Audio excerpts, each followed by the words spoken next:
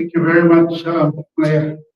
I know the program doesn't include this element of introduction, but I think it would be good. It's a small number. This is small enough number for us to just know who's present. I will introduce some people, the dignitaries. So, Mr. Lungi, you will not introduce yourself, I'll introduce you. But let's start with the gentleman at the back. Your name and where you're from. Sir, yes, sir.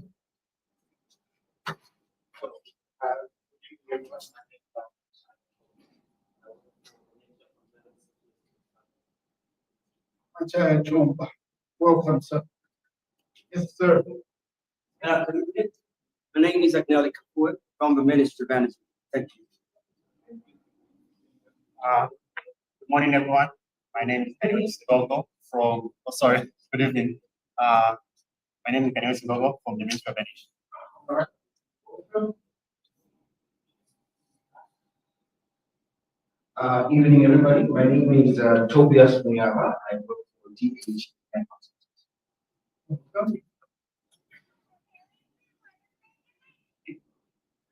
Good evening, everyone. My name is Engineer Tarai Chundu, coming from Mass Global Investments Limited.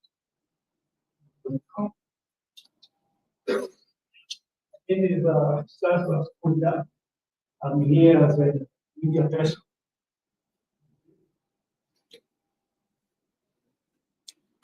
Good evening, everyone. My name is Kafue River.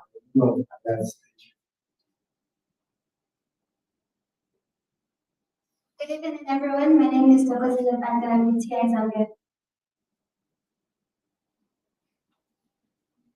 Good evening, everyone. My name is Mary Kumba from Zambia.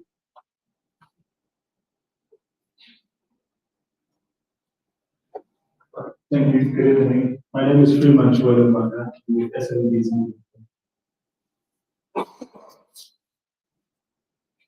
Good evening, everyone. Welcome today. My name is Wils Hotel Supreme, and I am the Vice President for the Impact Association of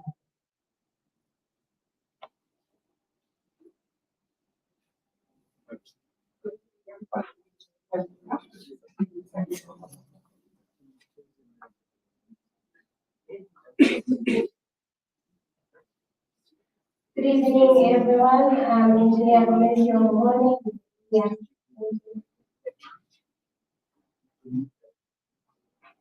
Good evening, everyone. My name is Kumilane Chikundu, and I'm with El Elion and Blue Ridge Consultancy. Thank you.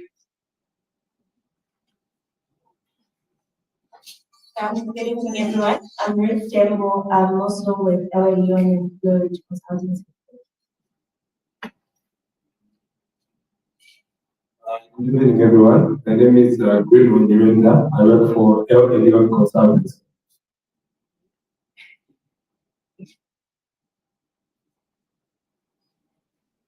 Good evening, everyone. Again, from ZESCO.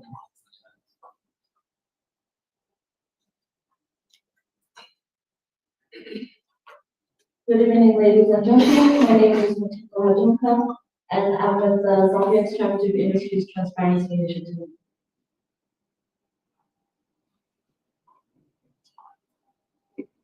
Good evening, everyone. My name is Constantino Mangala. I'm with ZEMA. Good evening, everyone. I'm Mono Convoy and Jegensa, Director Licensing and Compliance Services, ZEMA.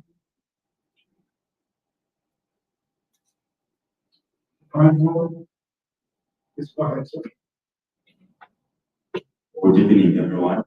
My name is Edwin Miranda, coming from the International Zambia Society. Yes, student. Good evening, everyone. My name is Cecilia Koma. I'm equally coming from the International Zambia Society. Good evening, everyone. My name is Otto Ruma. I'm a student coming from the University of Zambia National Society. Good evening, everyone. My name is Rodolo Chandipo from the Zambia Environmental Management Agency. Thank you. Yeah. Good evening, everyone. My name is Joseph Asobi. I'm from the University of Zambia Natural Resource Society, share this one. Thank you. Good evening, everyone. My name is Chichikasi Amjano. I'm from the University of Zambia Natural Resource Society. Good evening, everyone. My name is Malaya Manyando. I'm a committee member at Impact Assessment Association of Zambia. Thank you. Good evening, everyone. My name is Mavis Nakamba from Nisu Eco Care, and I'm the advocacy officer.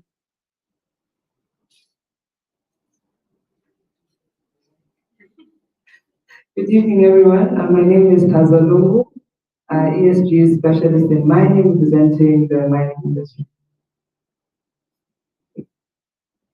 Good evening, everyone. My name is Tamika Haridi from Transparency International Zambia.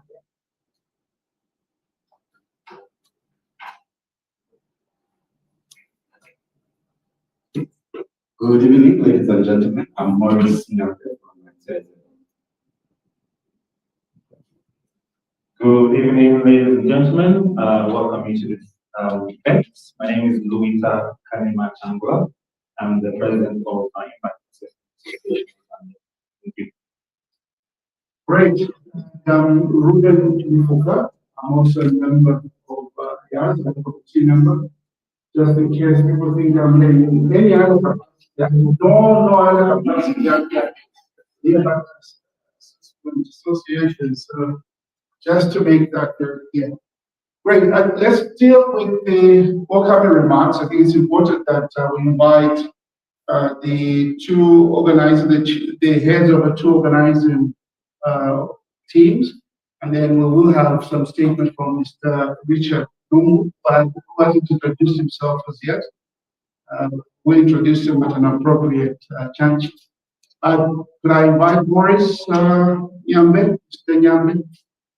It's a bit strange to say Mr. Nyambe, but Mr. Nyambe, come and say, Mr. Nyambe is the executive director for TLZ. Thank you very much, Mr. Nifuka. It's always a pleasure to be in events where you are. Mr. Nifuka wears a lot of hats. Yeah, maybe let's not go there. He's also part of TIZ, by the way. So that's what I would say for now. But it's good to see all of you this evening. It was good to hear during the introductions to reacquaint myself with a very long-term colleague, somebody I've known for very, very many years, but whom I've seen in a lot of time, Dr. Machaya Chom. Very good to see you, sir. Thank you for being here. I will write, if you allow me, on the protocols established by Mr. Kadena. So let me just go straight to my remarks. I would like to start by thanking all of you for making time to join us for this much-needed discussion this Friday evening. What we'll be talking about this evening is indeed a pertinent and topical conversation to have. It would not be an exaggeration to know that almost every other week we hear of environmental challenges and violations related to large-scale investments, particularly in the mining sector in Zambia. For instance, just this week we heard of a tailings dam breach which occurred in Wils district, further highlighting the reason for this convening. Ladies and gentlemen, as an organization, TIZ remains very concerned, and we have consistently been observing the unfolding events concerning several such environmental management failures and violations. This is not the first of similar engagements that we have hosted, and we commit to ensuring that our efforts contribute to demanding transparency, accountability, and justice. For this reason, when the Impact Assessment Association of Zambia proposed a collaboration, we very enthusiastically agreed to work with them to co-host this seminar tonight, fueled by our belief in the power of our partnerships in ensuring the propagation of ideas and proposals that can strengthen environmental laws, policy, as well as practice in Zambia. We are therefore indebted to the IAAZ for their proactiveness in birthing this collaboration, and look forward to greater collaboration with the association. Ladies and gentlemen, as an organization, we are cognizant of the the governance issues and bottlenecks that lie at the center of environmental management and oversight in Zambia's mining and energy sectors. These impediments will not be addressed in isolation, given the various players and stakeholders that are involved, but also considering the anticipated increased investments in both the mining and energy sectors. Underpinning the anticipated growth of these two sectors is the environment and the investment assessment process and procedures that go along with that growing investment. In co-convening this seminar, TIZ expects two things. The first is that we expect that we'll contribute to the exchange of knowledge and ideas on how, as a country, we can rethink the policy and practice pertaining to environmental social impact assessment for large-scale investment projects in a manner that ensures transparency, accountability, participation, as well as environmental sustainability. Secondly, it is our expectation that we will facilitate the building of a community of practice and the bridging of the gap between knowledge of ideas and actual practice. As I conclude, I wish to reiterate that we greatly appreciate the partnership and collaboration demonstrated in co-hosting this event, and we look forward to many more similar collaborative engagements with the association. Allow me to also state my appreciation again to all of you that have taken the time to join us here in person, as well as those following the discussion online. We're expectant that the ideas and recommendations that are going to be discussed here this evening will be shared with the relevant government and industry stakeholders. I therefore wish all of us a very fruitful discussion, and with that, thank you very much.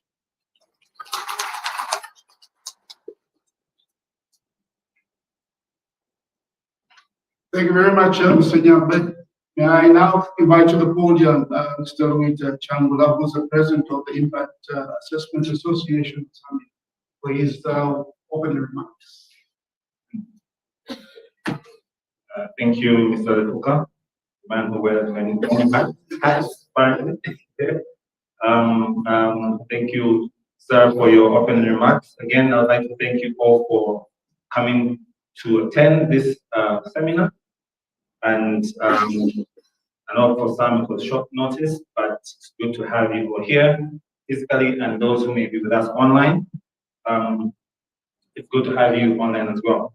So just in briefly, I would like to write again on the protocols that have already been observed before we go into the business of the day.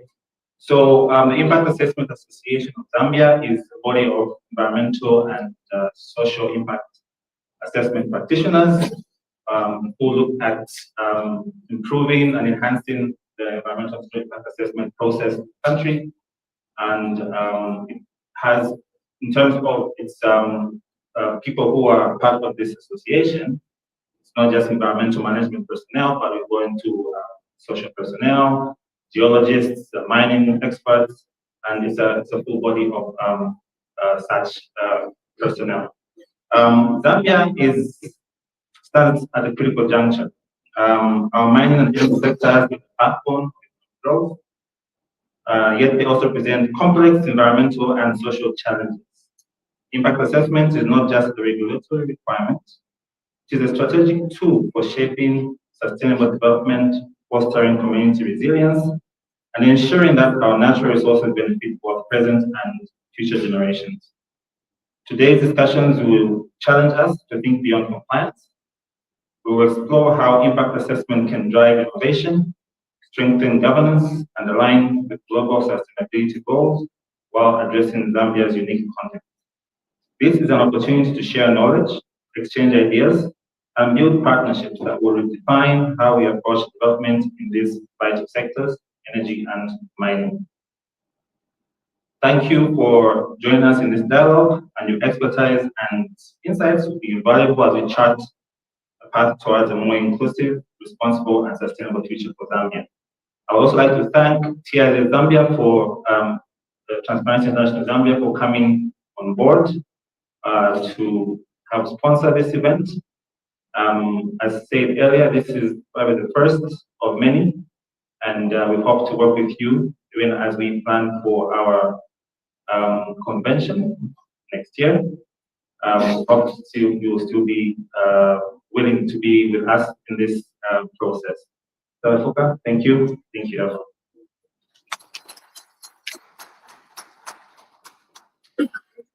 Shamla, I thought you were going to ask Mr. Nyambio if he could even sign the check and ready for next year. Great. At this juncture, I'd like to invite to the podium Mr. Richard Lungu. Mr. Lungu is the Director for Environmental Management at the Ministry of Green Economy and Environment. So we're privileged that you're here tonight, and we can't let you just sit in the audience without saying something. So, Mr. Lungu, shall we give him a round of applause?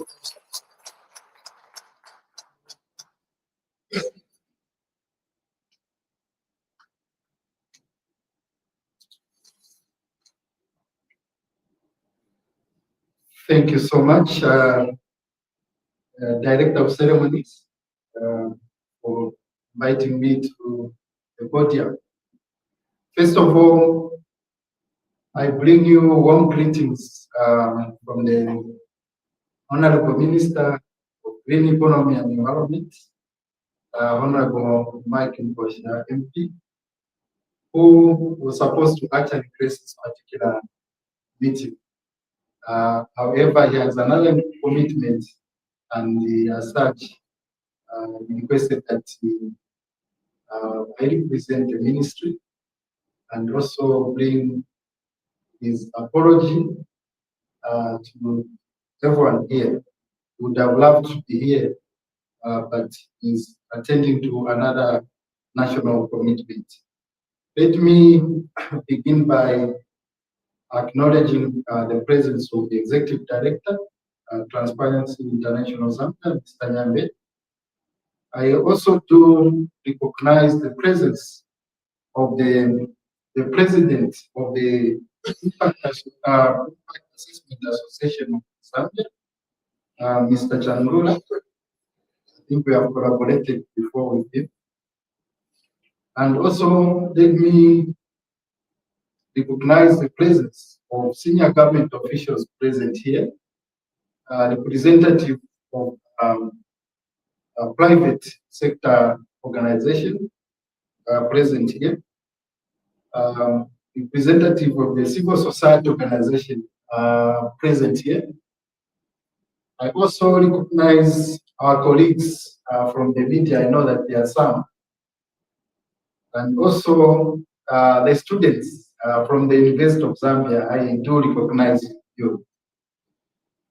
So from the outset, let me state that the ministry is very proud and very, what can I say? We are very proud to be associated with this particular event being hosted here. First of all, the convening of this particular event is actually timely, as we all know that in the recent past, the country was actually in a state of shock, witnessing some of the, I don't know whether I can call it the biggest environmental disaster we've had in the country, when we had collapsing of the tailings dams. One on the Copper Belt. I don't want to mention names because I'm not a lawyer. The other one, I think on 23rd November also, we had another tailings dam collapsing in the Mwense district. So bringing people together to come and discuss issues of how do we collaborate as citizens of this particular country, as well as practitioners in the environmental sector, and also impact assessment, I think is very crucial for us, because through this particular gathering, we'll be able to actually share information, lessons learned, best practices, and also what we want, and at the end of the day, is to ensure that we have sustainability of economic activities, sustainability, the fact that they should be able to contribute to both economic, socio-economic development and also protection of our environment. So this is where the ministry now comes in when it comes to environmental protection. You know that the vision of the ministry is to ensure that the operations that are happening in various sectors should be able to contribute to, it means they should be able to contribute sustainably to socio-economic development of this particular country. Here we are talking about the contribution to GDP, employment creation, but at the apex of this, there should be a significant recognition of the important role that the environment will play in all this, and that is where the environmental sustainability pillar in the 8th National Development Plan is being emphasized. Sustainability of mining activities will ensure that while we extract our resources underground, we should be able to do them in a sustainable manner to ensure that we don't actually damage the environment and also compromise the integrity of our environment, and also steering the future from the future generations to come. So this is where the emphasis is on this particular issue. And I'm glad that the Transparency International Zambia and the Impact Assessment Association of Zambia has been able to call for this particular stakeholders engagement. I want you to pay attention to the discussion and contribute effectively.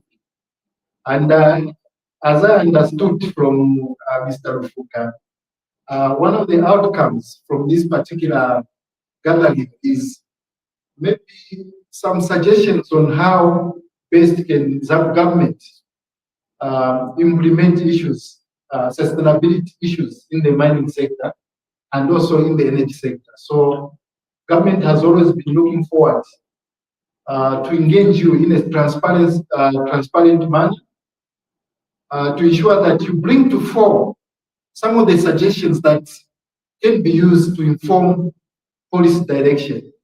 And this is where you, as participants of this particular workshop, will be requested to propose some of the issues that will bring sustainability in the mining activities and also the energy investments in the energy sector.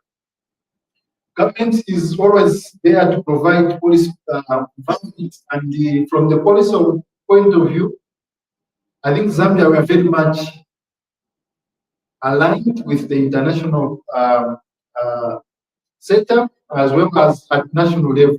When it comes to policy, all the required policies that we need to expand our mining operations or to expand the mining sector to contribute effectively are there. And then from our side as environment, we have all the policies that actually can help us to move in a sustainable way. Government recently adopted the revised national policy on environment. I know some of you know about it. In that particular policy, of great importance is the emphasis of sustainability of our resources, in the usage of our resources.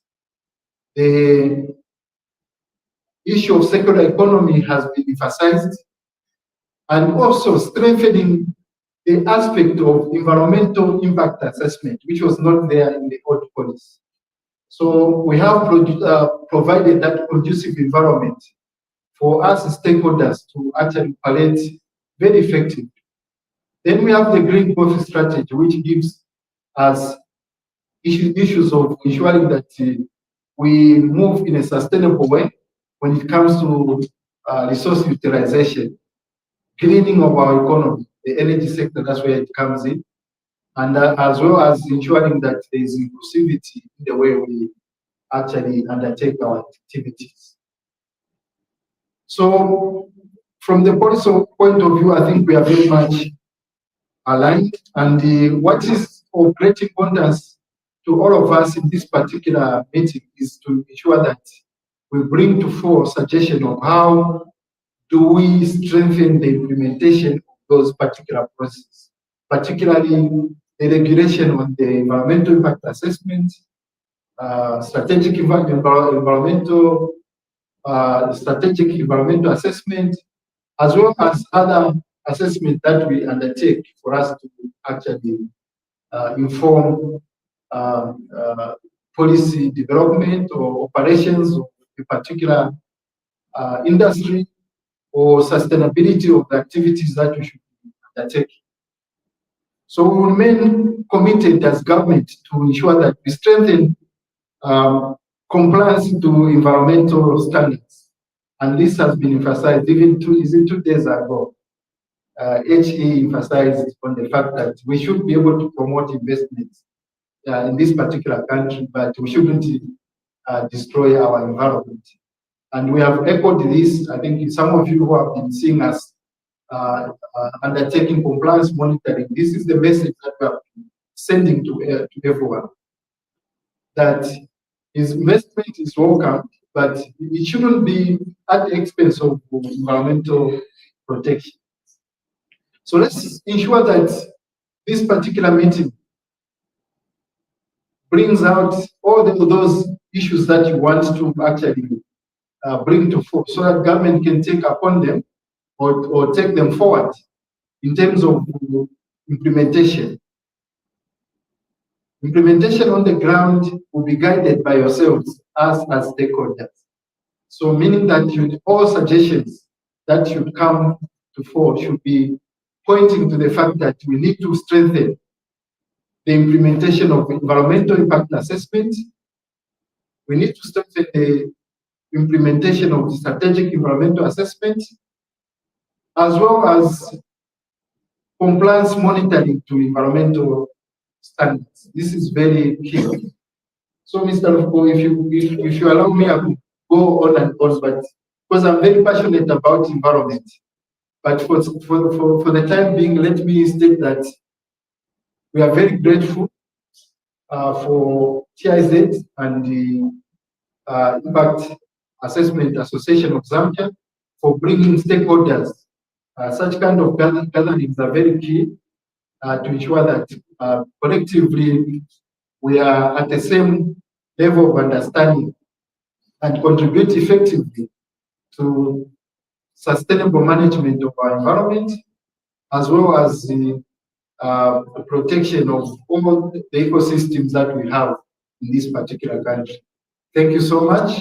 I wish you well in your deliberation or in our deliberation. I'll be here to the end of the meeting so that I can also contribute from the policy point of view. Thank you so much.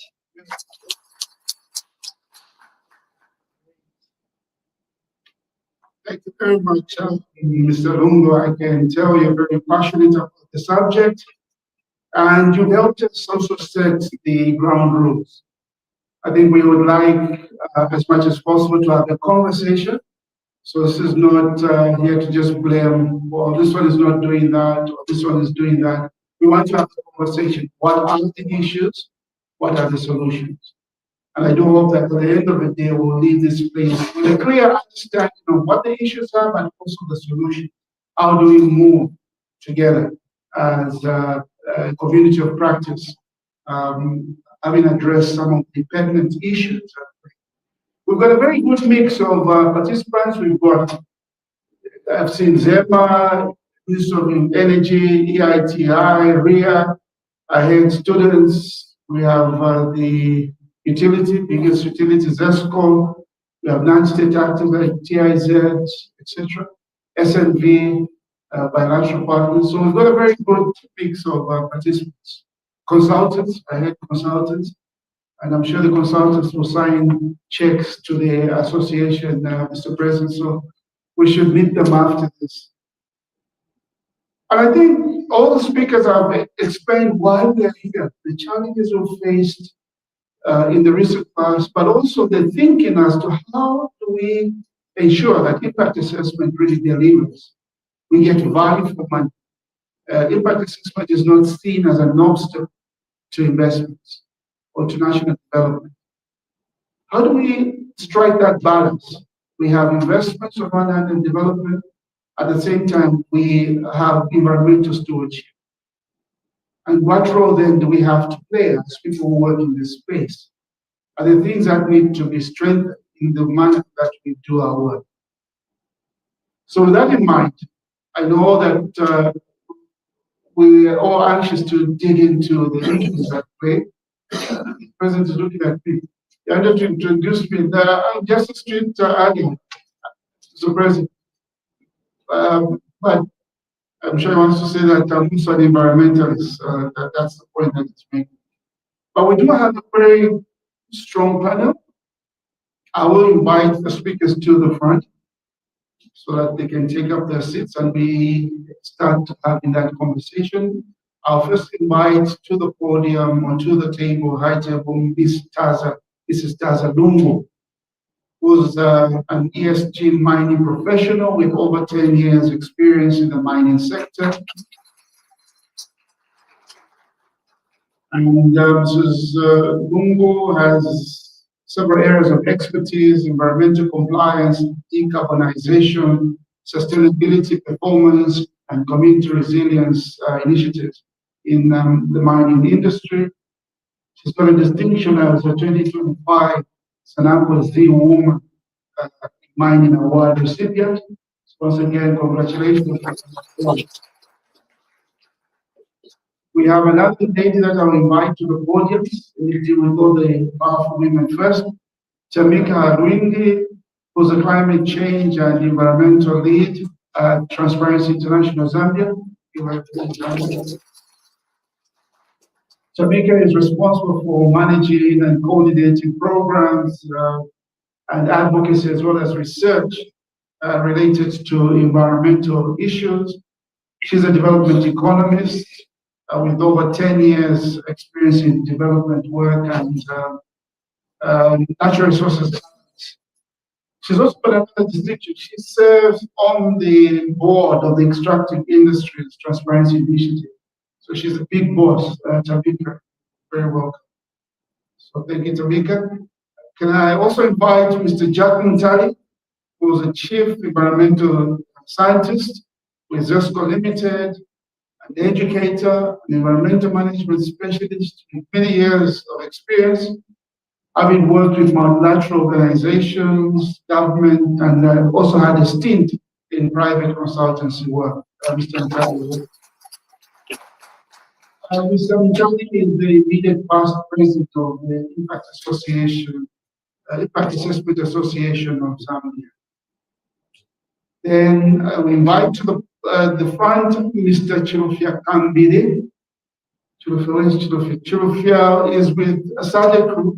He's a SADC regional environmental and social scientist with the IUCN SADC Trans-Frontier Conservation Area Financing Facility. Chirufia, very welcome. He's an environmental and social planning and management specialist with over 15 years experience, having previously worked with ZEMA, spent time on the World Bank EU project, and now he's working with the big entities. So Chirufia, also very well. So I'll start with the floor, and I'm sure there'll be others who come in from the audience. You allow me to sit so that they are not looking at me from a distance. And it's easier for me to tell them time is up if I'm sitting next to them and standing, so no more closer. Great. I'm going to start with you, Taza, and change the rules. That's the nature of being in this business. You can change the rules a little bit. We've heard, you said rightly that you coming in as a representative of ESG experts in the mining industry. And the question that one really asks is, what's the outlook like for environmental management in the mining sector, given the investments that are coming in, given the challenges and the push to get to 3 million tons by 2031 or 2032, given everything that is happening, what's your perspective? How are you managing the issues of environmental management in the light of all these new developments? Do you want to share a little bit around that?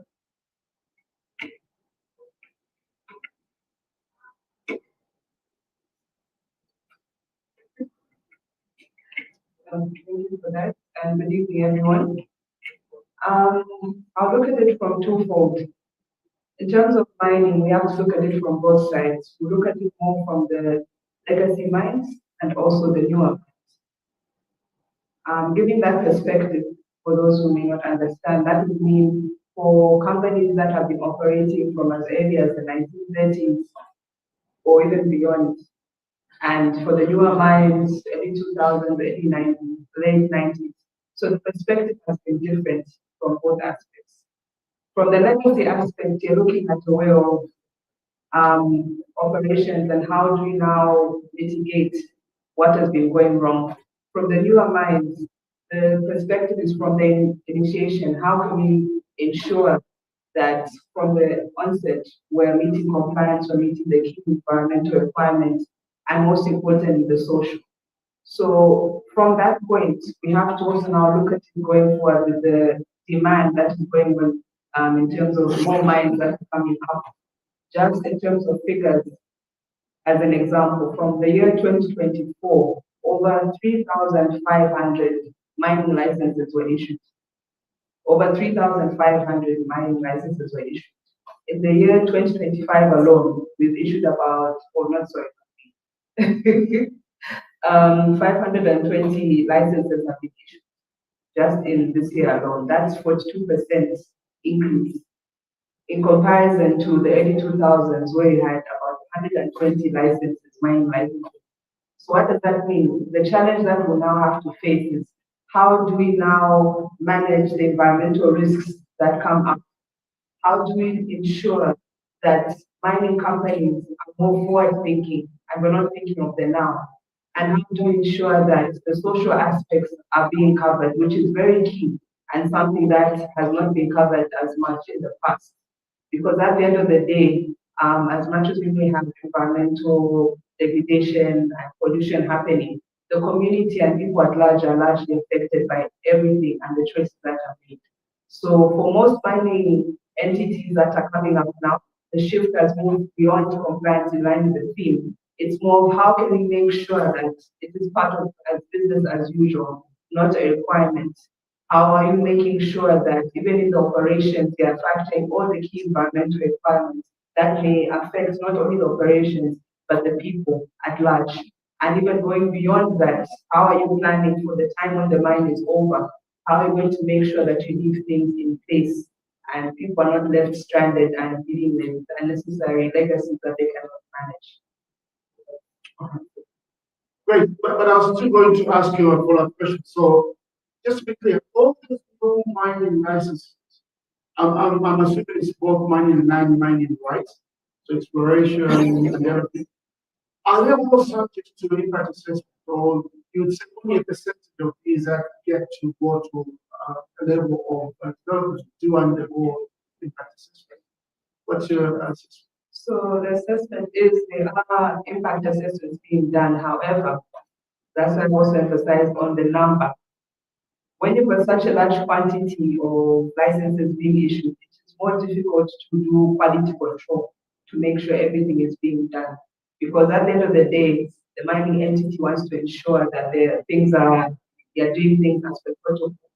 But with that now brings in potential gaps, especially from what I'm seeing that from the regulatory side in terms of managing and being able to ensure that there's quality control those licenses that are being issued. So that speaks into another aspect of where there's more support needed in terms of the regulatory side on how can there be more capacity building in terms of how they are managing the impact assessments that are being done.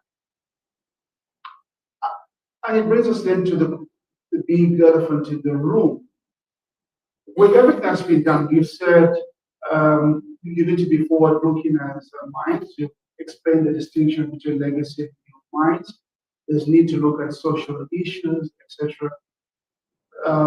If everything is being done, as you rightly said, why are we seeing a number of these breaches in terms of tailings dams and other facilities within the mining sector? Is it just because things are not being done correctly? Is it just the climate change what would you put it down to if you were asked as an ESG person working in the mine and assessing what's happening around you? What would you put this down? I'll put it down to two things. Like you mentioned, there are key things when it comes to mining, which is planning. You have to plan for how you operate and you have to plan for the future. Now, in the midst of that planning, if shortcuts are being taken, certain things will occur. For example, when it comes to waste facilities like tailings facilities or others, there's a systematic way in terms of how you have dictates and you enforce, and you put other key things in place. When there are shortcuts, such things occur. You find the company may mean well, some may have systems in place, some may not have systems in place. And that depends on what I can say, the capacity of the mine. Are you looking more from a large scale type of mine, where they've got more investment and financial capacity and capability to do that? It's easy to do that compared to an artisanal miner who's starting up and their focus is production at the end of the day. Environment is not the key aspect. Their emphasis on production. So that's where we should all come in and enforce that from all aspects of mining, be it large scale, medium, or small scale, and upcoming artisanal. We reinforce the importance of this so that we ensure that we're more, like I said, beyond compliance and more as a way of life and forward thinking, because as the director rightfully mentioned, we have to look at how will the people coming after us be affected by all that we're doing. It's not just the now. And the thing with environment in comparison to other key things, like I like to give this example, like safety is instant. If someone falls, you have an accident, you hurt yourself. It happens there and then. With the environment, it is quiet, slowly but steady. And when it hits beyond what you could even imagine. So we should now look from that point of view of how can we plan better? How can we operate better? And how can we sensitize more to see things from that perspective than the now? Thank you very much, Teresa. I'll turn to Jack because I want to deal with the two areas of mining and energy. Jack, energy projects, what's the perspective on environmental management related to the new energy projects? The demand for energy, we talk about power deficits. The directives from the highest level, we need to fast track construction of wind solar plants, dams, etc. How does that then affect your desire to strike that balance? Investments, environmental. Yeah. Thank you very much for that question. So from us, yes, I can actually testify it's a challenge. We know that we come from a background where there have been this participation to actually ramp up production with copper. And for us to go that route, definitely you need energy. Then we are coming from where we had a waste drought impact. And most of our energy, you are aware right now, 95% of our energy source is hydro. So we were hit very badly from there. And there is this issue of actually speeding up and making sure that the grids in the mining sector actually realize. And that cannot happen without energy that will come. So coming from that background, the government has put up kind of priorities, immediate ones, medium term, and the long term priorities. And what is hitting us right now as the immediate solution to this problem are the renewable energies. Because those can be delivered within short. So when it comes to that, now it becomes the time required for you to adequately do assessments of these particular ones. So you will realize that these assessments are kind of done within a very compressed period of time. And that requires a lot of input into it. The challenge that comes with that is that within the energy sector, there is the open policy where a lot of come on board. And this is something that I think on our colleagues, regulators, has hit them quite bad because they are not able to match the rate at which all this investment is actually coming in. As a result of that, we find that even ourselves as practitioners have jumped on the occasion, the privilege to make money out of it. So you, without proper regulating the institution, which is ourselves as environmental consultants, the quality even of the assessments that are carried out of the design. And we are working on this under so much pressure to deliver this project. So the pressure falls with the regulators. Maybe I could pause it there. You were talking about regulators, but does the pressure also just come from the political directives? The president just a few days ago was saying they're going to have solar plants in all the constituencies, which will be delivered in 4 months. That 4 months, just thinking if we are going to do quick assessments, it seems it's a 4-month project. You will do the plans, impact assessment or not. So don't you see a challenge that in some cases the policy pronouncements are made which do not take into account the process of doing correct impact assessment work and the reason why we need to do impact assessment. I'm just trying to imagine the conversation you probably have numerous occasions, Jack. So senior level official from the ministry calls and says we're going to do this. And you as a chief environmental scientist said, I need 3 months, to do the EIA.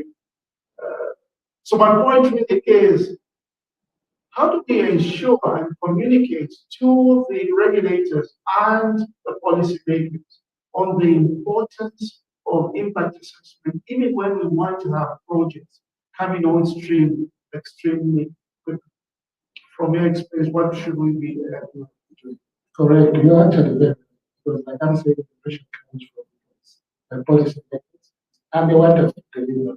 However, like from us as being the meeting, what I can tell you is that we have kind of developed a relationship with ZEMA, and even ZEMA has responded to that particular relationship. We are aware of Gazette Notice number 1296 that within this immediate period, okay, you can actually have partial approval, or we call it yes, partial approval in principle.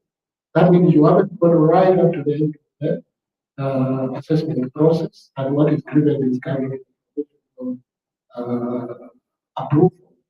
However, as a developer, and what them expects of you is to go ahead and actually complete the assessment in its focus.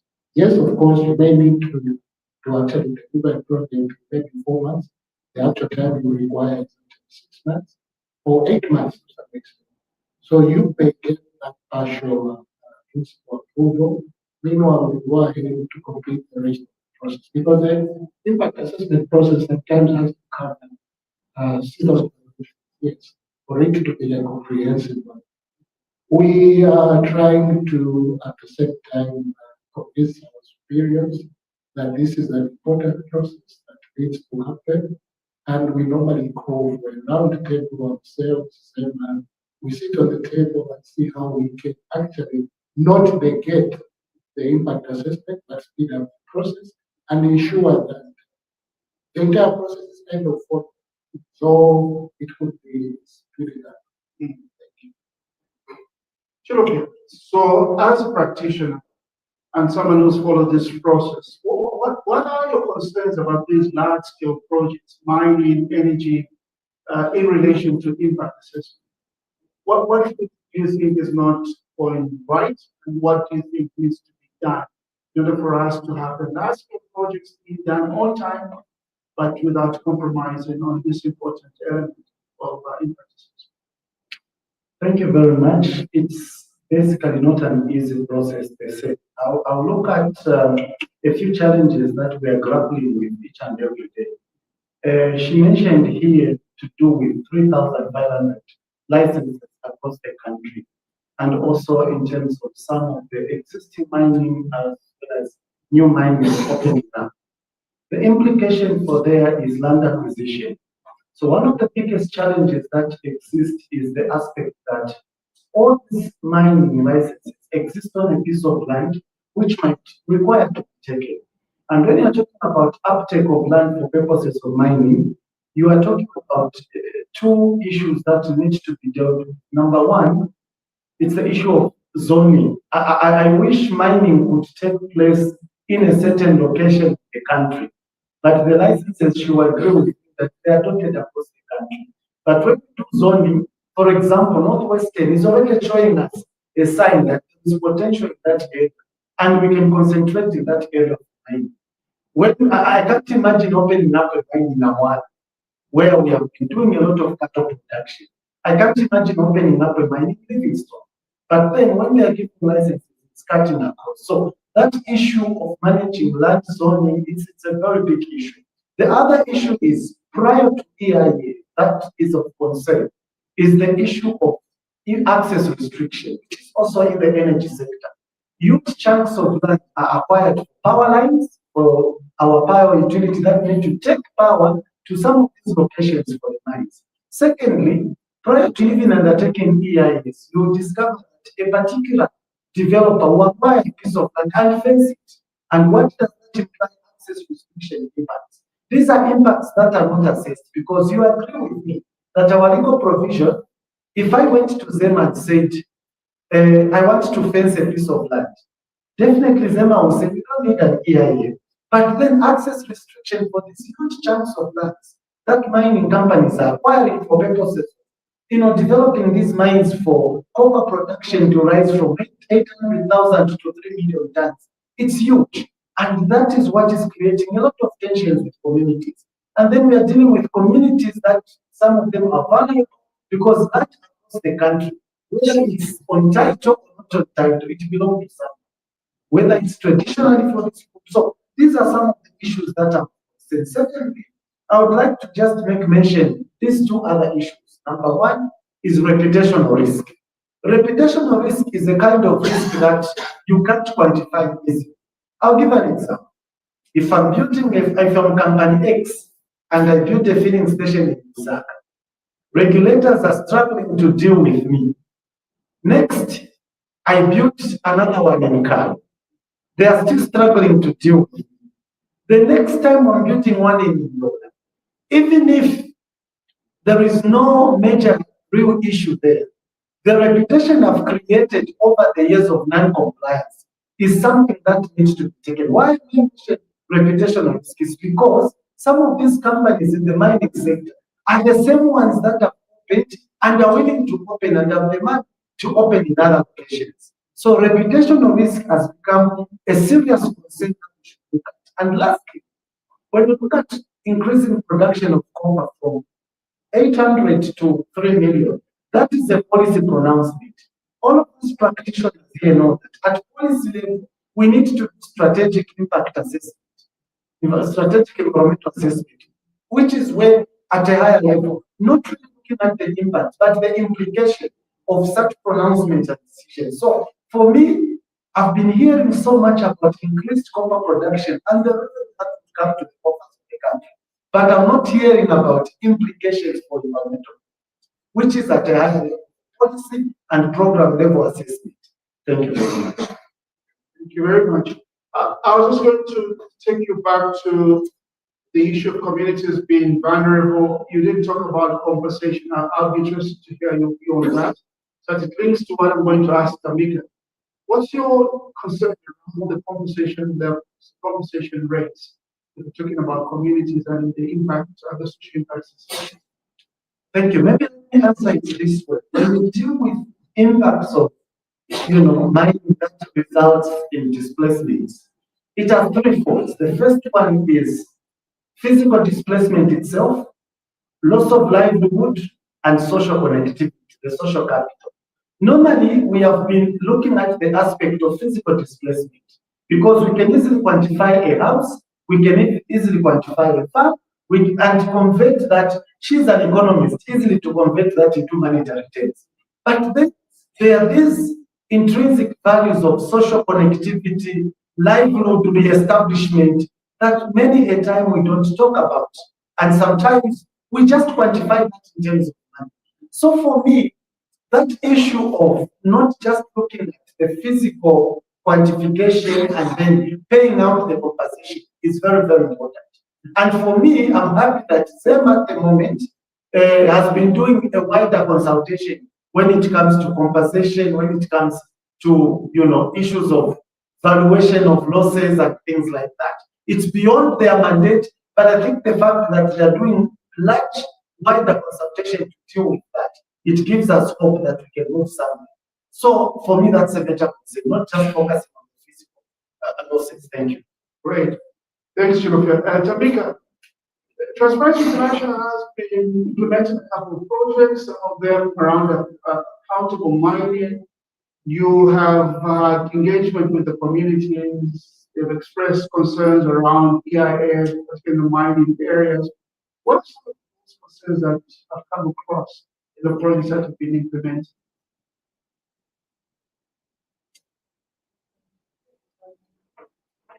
Yeah. So let me just give a background into what Transparency International's interest is in this sector, because sometimes we get strange looks. Yes, what are you doing here? Where's the corruption? You want to swap mics with Chirofia? Probably. Yeah. Sorry.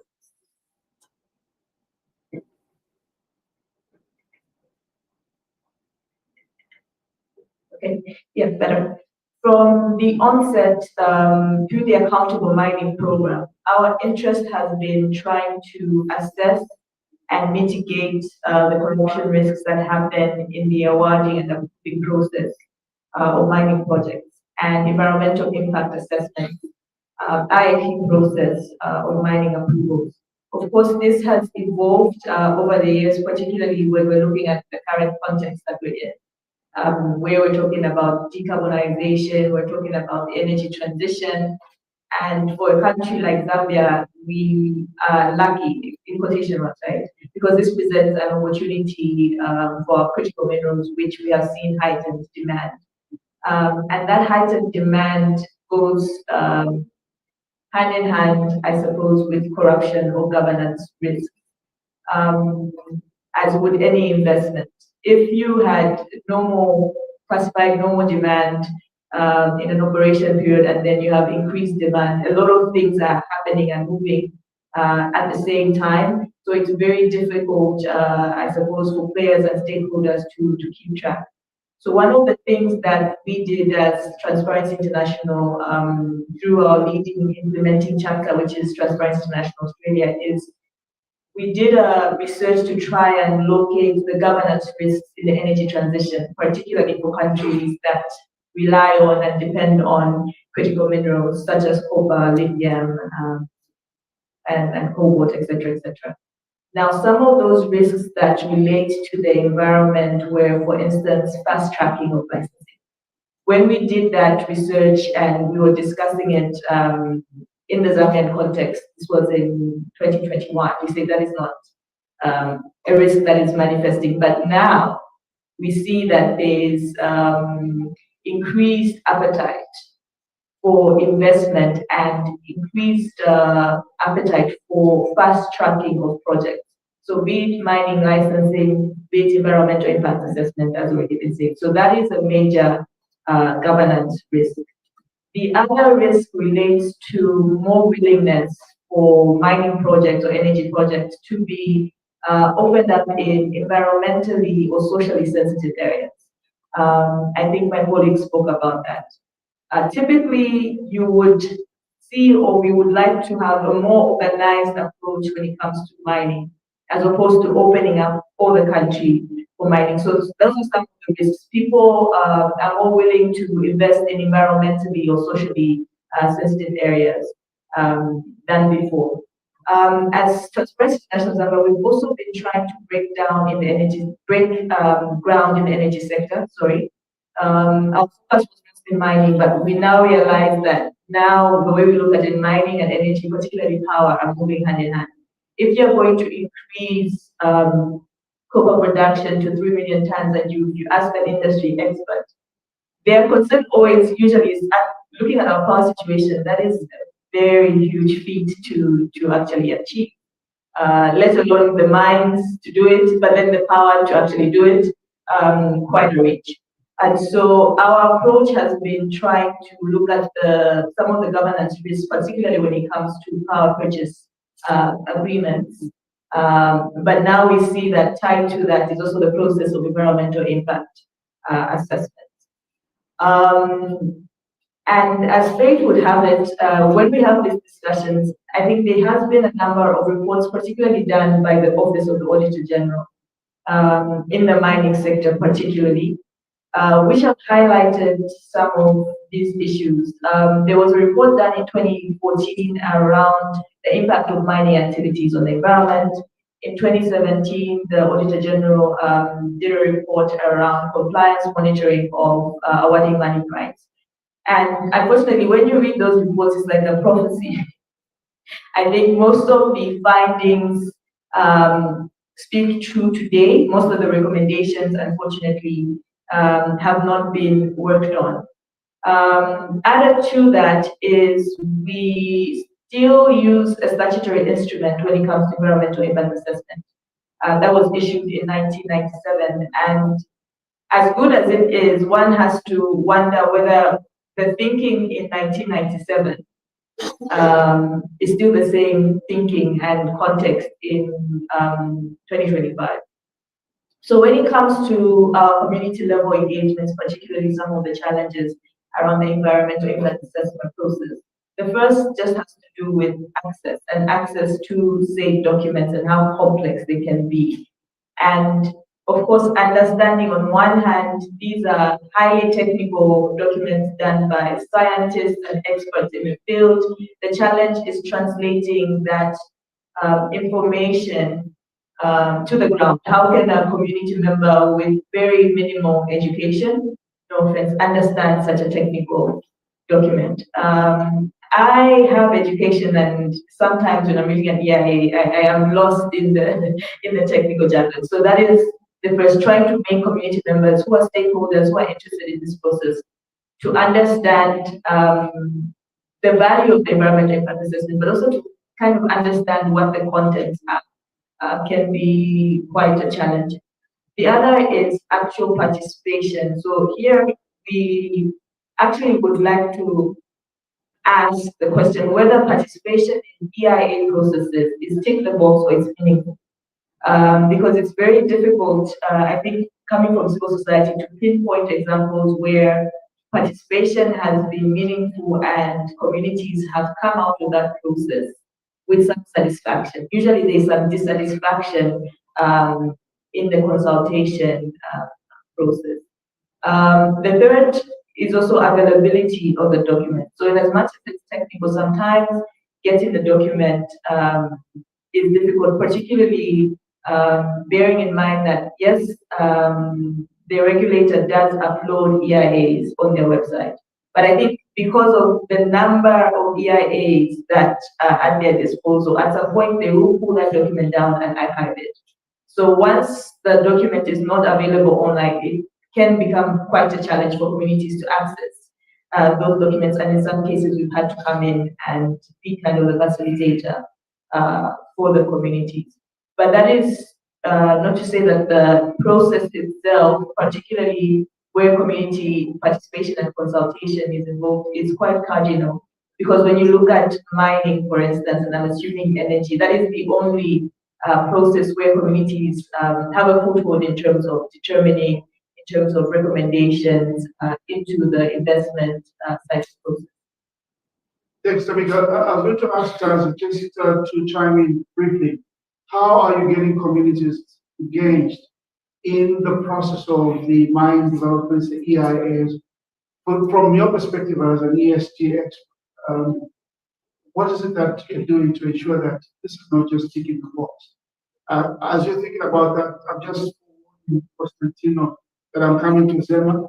So you have questions around approval in principle. I just say a little bit more on approval in principle, issue of access restriction, compensation, and availability of documents. But doesn't you say something more?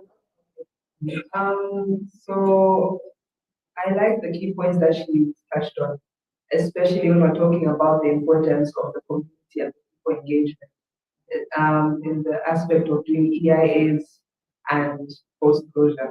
I must say this, I think that given all the incidents that have been happening, for mining companies that they don't take it as seriously as thinking this cannot happen to me, they've now seen the importance of being on the right page and right side of the community. And the only way to do that is not just doing it from the initial point of when they are coming in, we're doing this, the production and everything. The key to doing that is continuous engagement.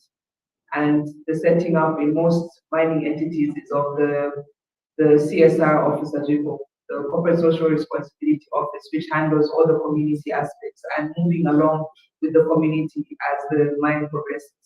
Another key thing that has come up quite strongly, which is being emphasized and being encouraged to a lot of mining companies.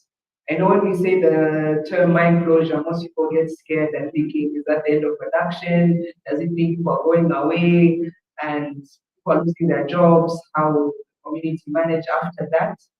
But the key thing for most mining companies, especially now, whether they have a life of mine of another 25 years, 5 years, or 1 year, is to plan for how will things be after. And most importantly, aside from the environmental aspect, which is always been very key in terms of the impact assessments, there's much stronger need for the social, because you have to prepare people mentally. You have to take them on, regardless of whatever level of understanding there is. They see this as a source of income for them. This is where the people are working. This is how they're benefiting some way through some of the key projects. So how do you prepare them to say that in time, as we're moving forward, we'll make sure that things are done rightly, and if there are any concerns, we bring them up, make sure there's a key grievance system in place. That sets apart a good mining company and one that is being substantive work. You have to have a key grievance system in place, because without a grievance system in place, you will not be able to pick up areas of concern. Like I earlier mentioned, environmental pollution and aspects, and as we've also seen in terms of the effects of climate change. They happen quietly, but over a long period of time, and now are feeling all the effects. So if these things are not being managed and engaged properly, especially with the social aspect and the people at hand, you will continuously keep having problems and we won't move forward. One of the key notable things that I've noticed so far in terms of how most mining companies are operating, like I mentioned, I know I keep emphasizing back to mine closure. There are three aspects in terms of mine. Obviously, there's the exploration aspect, there's the in-production aspect, and there's closure. There's now more emphasis as mines are in the production phase to plan for the future. By planning for the future, you want to make sure that you're leaving things as close as possible to how it was before the company was there. And you're preparing people mentally, you're putting programs in place, you're going along with them, and these are things that change over time. So I feel that's what is key in terms of the community aspect. You shouldn't just look at it, like you mentioned, as a tick box thing, because at the end of the day, the people are the most important aspect, aside from the environment, because everyone will be feeling the effects. Everyone feels the effects, whether it's water pollution, everyone is feeling the effects of heat stress, everyone is feeling the effects of flooding. So if you don't take all those things into consideration and try to firefight, then you're missing the point of it. Because you need the social license to operate. Yes. You don't just need the mining license. Yes. But the social license to operate is important. I can see if I want to say something very quickly before I turn to Constantino. Thanks very much. It's just a quick addition to what she has said. She talked about the grievance mechanism, but let me put it this way. The director, when he was talking here, he said, we are slowly beginning to conform to these international best practices. And from the international practices that I'm seeing, even across the SADC region, is to do with what are called mandatory safeguards tools. And I'll mention only three. The first one is the stakeholder engagement plan. Not just engaging during EIA process, but the plan of process continuous of engagement. And then I'll not mention the country, but I've seen one of the countries in the SADC region where even as you submit the EIA for large-scale projects like extractive industries like the mines, it ought to come with a stakeholder engagement plan as part of it, where you identify the stakeholders, the issues to engage on, and methods of engagement. The second tool is obviously the grievance mechanism, which you just mentioned, dealing with all sorts of grievances that communities can easily access and be able to register. And thirdly is the procedure for reporting and managing serious incidences. Now, let me put it this way. A lot that we have been dealing with has been emergency response plans. The reason why we are transitioning from emergency response plans to a procedure for reporting and managing serious incidences is because, number one, incidences occur, and it can occur anytime, anywhere. Secondly, an incident needs to be reported. And even after reporting, it needs to be managed with corrective actions and actions that would avoid or prevent further occurrence of such an incident. So if we have these three in place as part and parcel of the EIA, it makes it easier even for ZEMA. It makes it easier even for the industries themselves to be able to deal with some of the incidences. I won't mention, but you know the major incidents. One of the issues about reporting incidents that should be taken into account is that informing the community about the actions you are taking, what needs to be part or need to be done, is part of reporting. It's not just to regulators and those in authority, even to inform the community. That is why it's changing from emergency response plan to procedure for reporting and managing serious incidences. Thank you very much. Great. Thanks, Jack. Jump in. Just a quick reaction to what Mr. was saying. From ZESCO, from the time during ZESCO, the environmental assessment process has really evolved. That time it was ZESCO, using that word loosely. We used to fund our own processes, and you find that it was easier for us to get approval because by that time, once you satisfy the local demand, you are well and good. Now, because of the things that are coming out, it's not a secret that most of our major projects, key projects, including transmission, generation projects, these are funded by external financials. And by default, just mentioned what Mr. Kabini was saying, they have their own standards which go beyond what our local expectations are. So by the time you have the project running, you have a stakeholder engagement right before you start implementation of the project, during the ESIA process, your function grievance redress mechanism is in place that runs through just the EIA process, right into construction and the final commission project. So I just must mention that we have kind of adapted to these international best practices because of the fact that most of these projects are funded by international funders who expect these to be actually part of the agreement.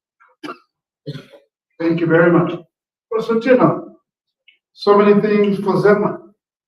You want to give us a quick rundown of what's happening at ZEMA? Are you shutting down the whole country? Should we all go back to the village? So maybe you can use one. Oh, you can come and sit here. You're being asked to come and sit here. Thank you. Thank you, Chirofia, for being assertive. The man is trying to hide, so He's my former boss. he's your former boss. So Constantine is the manager for environmental assessments at ZEMA. So he's the main man. So a couple of questions have been raised about ZEMA. I just wanted to start by just explaining this approval in principle so that we're all clear how that is being done and whether it is working as expected. All right, thank you so much, Mr. River. And also thank you to the Impact Association as well as EIAAZ for sponsoring this engagement. I think it's very good that we have such interaction.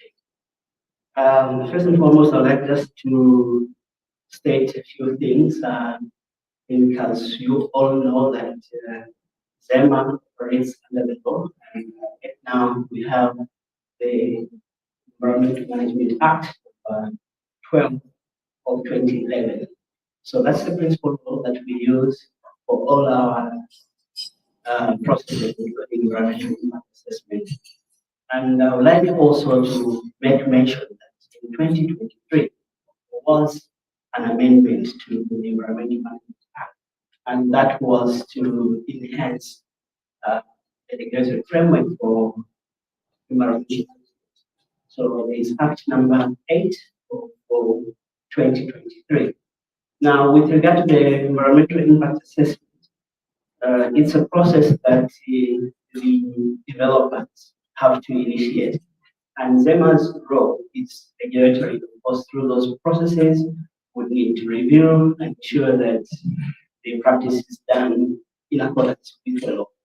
A good EIA is a product of most of you that are practitioners here. So we appeal to the practitioners themselves, I think, to be prudent in carrying out this assessment. EIA is a tool that is very participatory. It is not one that you do in isolation, but you have to engage the public actively. So, and if you do it in a manner that is prescribed and internationally accepted, it's a very good tool that will help to come up with projects that will be sustainable, even for the future generation and new project. So coming just to the few issues that were raised, yes, the SI is what, it's 1997. I'd like to report that there is a process that has reached an advanced stage of repealing this SI. And very soon at the appropriate time, I think the relevant government will make this pronouncement in terms of the new EIA regulations. And also to mention that the Amendment Act 19 of 2023 has also sort of enhanced in the EIA practice, particularly some of the key provisions in the EIA relates also to even reason why a project could be rejected. You will note that the Amendment Act has also introduced that other than in sufficient mitigation, you can now reject a project if it contravenes any written law. So that is an addition in the new law. So I think that's forward thinking.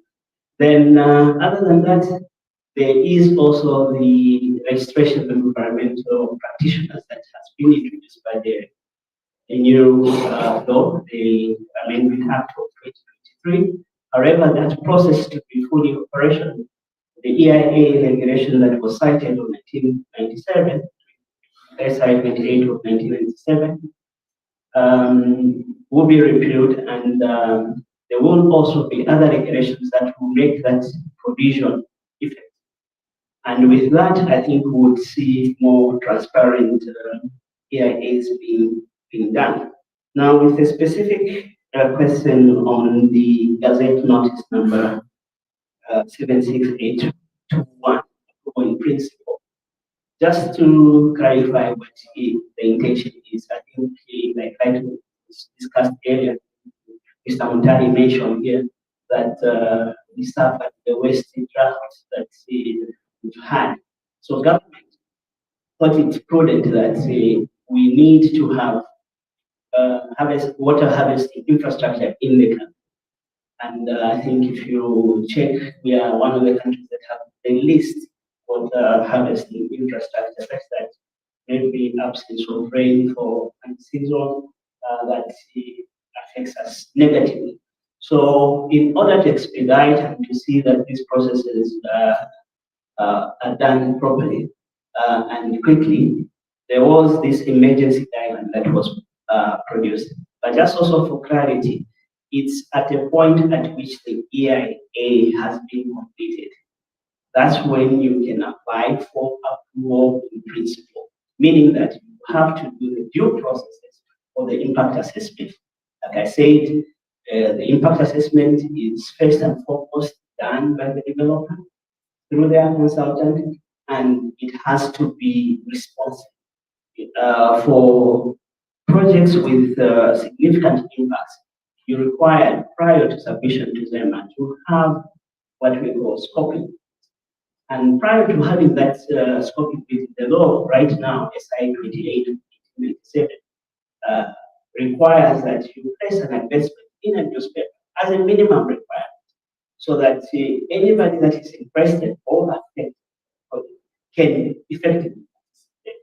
We know that the investment in the paper is not the best ways for, say, communication, but beyond that, you can use other platforms, Facebook, poster, community radio, and any other thing that will help you to have meaningful engagement with interested and affected persons. If that process is done well, it will inform the developer about their project. But if you don't do it, you rush it and you disregard those comments, sometimes those are the projects that are rejected. But if you were to engage, you will get the consent. And then you need to see how you address those consents. What else? And yeah, so the new law, I think that is coming up, will also strengthen the social aspect. So in some jurisdictions, we have environmental and social impact assessment.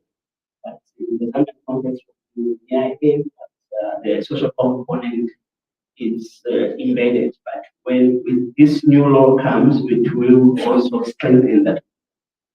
So we want to see the social aspects. I think that those are my immediate reactions, and yes, there are very specific questions. Great. I want to bring in the audience. They've been too quiet. I'd like them to just come through and equally participate. So please indicate if you want to make an intervention, but I'll only allow one question or one intervention per person, so that we also don't have another long presentation. I know everyone is passionate, but who would like to make an intervention? Let me see their hands so that I can plan my route. Or everyone doesn't want to ask. I can see Mo has some questions. Oh, you want to start? Oh, okay, I thought you would be the last because then there's Boomer.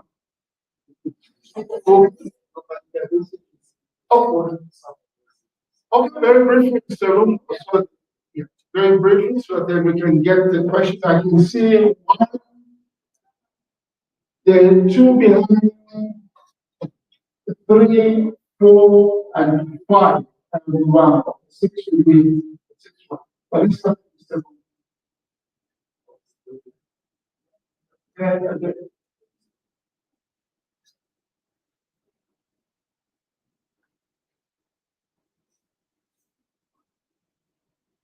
Yeah, thank you so much for bringing out very critical information, and you, Director of Ceremony, for asking a very pertinent question. I want just to contribute on the issues of pronouncements. So pronouncements are being made, maybe by the heads of states, maybe certain high-level officials on certain issues pertaining to maybe addressing the challenges that we have. And the most recent one, I think they were made at the top level. So what is key is to understand that those pronouncements are made, and the implementation of such kind of pronouncements are done by specific entities with specific mandates. So when a pronouncement is made, it's up to an entity that is responsible for implementation of that particular pronouncement to undertake a lot of activities to actually actualize that particular pronouncement. And in our case, we are positioned in such a way that whenever a pronouncement is made, first of all, we have to check what is being provided for in our regulations, in our law, in terms of actualizing that presidential pronouncement or another pronouncement that is being made. So even on the issues of lumping up production in terms of mining copper from maybe 850 million. For us, we have actually received that particular pronouncement, and now we have positioned ourselves to ensure that while different entities are implementing that, we are always there to emphasize on the need to actually conform to the environmental standards. So we are at the center stage of implementation of that particular pronouncement.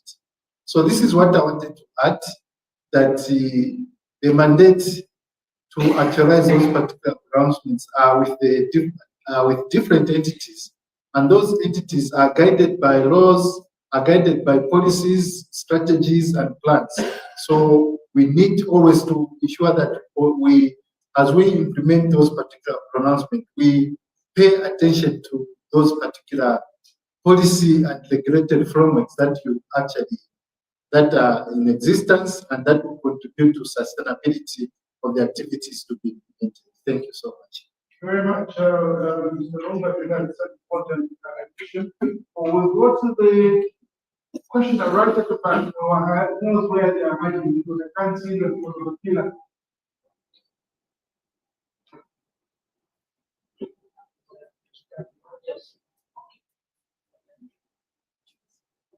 Just tell us your name again, sir.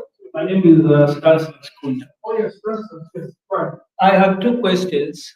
One for the Director of Ministry of Green Economy, and I think Madam Tamika Amini, but I think I'll just ask one question.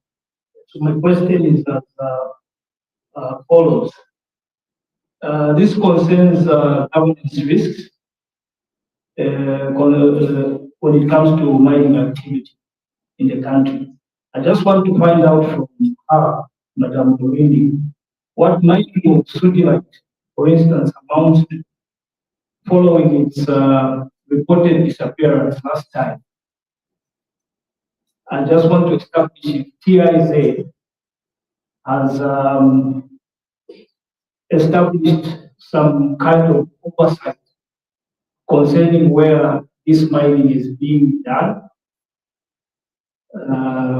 in regards to what has been reported that the sodalite mining happening in the country. So what oversight have you undertaken as TIZ concerning the activity? Thank you. Just take note of that, Tamika, and more broadly, this issue of governance and application for the resources we're doing the geophysical mapping. Who is going to have custody of all that information? What are the potential risks? These are healing, essential collusion, so on. Just take note of that. The next question, I believe, is at the back. Dog, I'll come to you. Oh, Madam here. So I'm not told I'm not better sensitive. Half women in the IAAZ and then dropping out of the committee. Yes, ma'am, go ahead. Thank you very much. My question is to Ms. Dana. Yes, ma'am. Kumbilani Chidudu. Yes, ma'am. Yes. So looking at the number of the people that are getting licenses, it's mentioned about 3,500 people. How are you making sure that they're following the EIAAZ standards of, looking at the social aspect of people's living in these environments? Thank you. All right. So, oh, there's another one there. Oh, there we go. And you next. Thank you so much. My name is Machaya Chomba from the Nature Conservancy. I think that was just again to appreciate the great insights from the panelists. There was a point that Mr. Chulufia made, and maybe I'd like to get your thoughts in terms of the opportunities around EIAs or strategic environmental assessment and how we can link those to a district and provincial development plans. So each district or province will require a development plan. So how then can we start being proactive and think about the risks around that food and waste. Then the other one is from Mr. Constantino.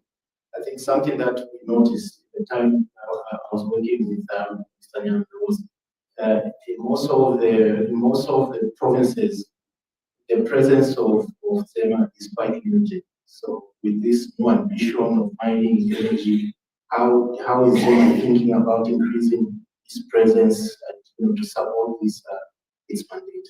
Thank you. Thank you very much. Yes, sir. Gentleman here. Can you tell us your name? I know you're from the University of Ronza. Thank you very much. My name is Otto Onoruma from the University of Zambia Natural Resources Society. So my question is directed to you, Ms. Tamika, and it's with regards to how TIZ is addressing issues of environmental injustice in terms of, I think, what Mr. Shifa mentioned, of loss and damage, specifically loss, where it cannot be quantified monetarily. How are you addressing that in terms of issues of compliance or shortcomings in compliance that then affects the loss of livelihoods, but also things that cannot be quantified? Thank you. Timely question for Tamika. You just came back from Brazil, from the coast. Engineer, then I can't see Muvanga, you'll be the last. The engineer there.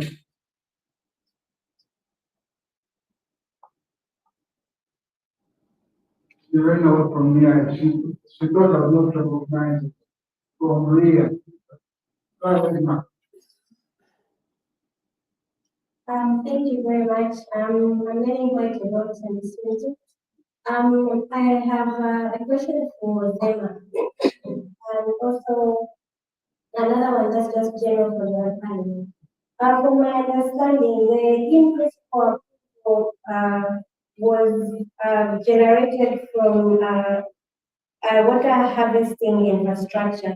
Does that mean that off-grid and on-grid projects, regardless of the magnitude, do not qualify for this in-principle approval?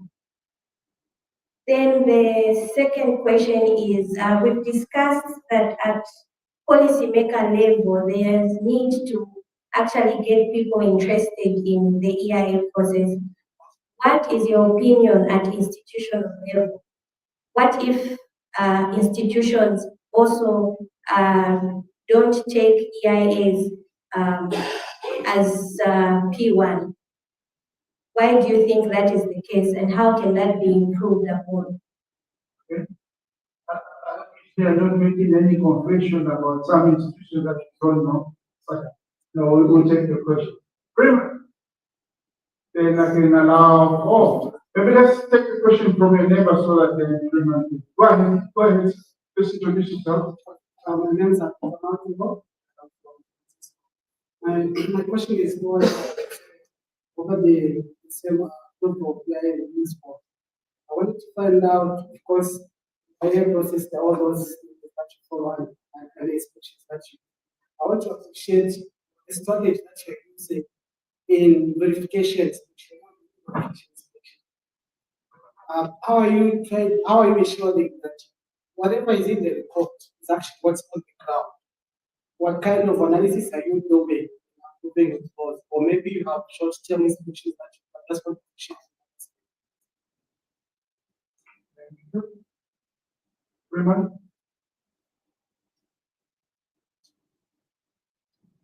Thank you so much. I'll make this one quick. Part of the question and maybe my just general submission on beyond compliance. I'm Freeman Chwelembangam with SNV Zambia, and I would like to speak obviously with the interest of the water sector. We know that all the industries that have brought us in this forum, be it mining and energy, are all dependent on water to the large extent in their operations, and their usage for water, be it mining or energy, is insurmountable and substantial to that extent. Now, when you look at moving beyond compliance in Zambia, in my appeal, in my observation, is a checklist, a tick box. Oh, an EIA has been done, okay. Communities have concerned, okay, yes, tick. So the question must be maybe to Madam Tazarun is, to what extent is an EIA or an ESIA legally binding as a tool for compliance And then the other question maybe will go to as Mr. Mchani for ZESCO. Energy solutions for Zambia, indeed, given the compounding impacts of climate change on the current energy mix that we have, what is our long-term energy solution in Zambia? I know there's a whole mix of bringing in renewable energies like solar. Even solar energy is also susceptible to climate change impacts. So the entire mix that we're with Zambia is susceptible to climate change. So what is the long-term energy solution for Zambia in that sense? I could have gone on, Mr. Rishoka, but in the interest of time, I was asking on that question and submission. All right. Thank you very much. Have I seen all the hands? There is one that is going to EITI. Madam. Can I try to start? Oh, he is almost there. He is the very first one. Thank you very much.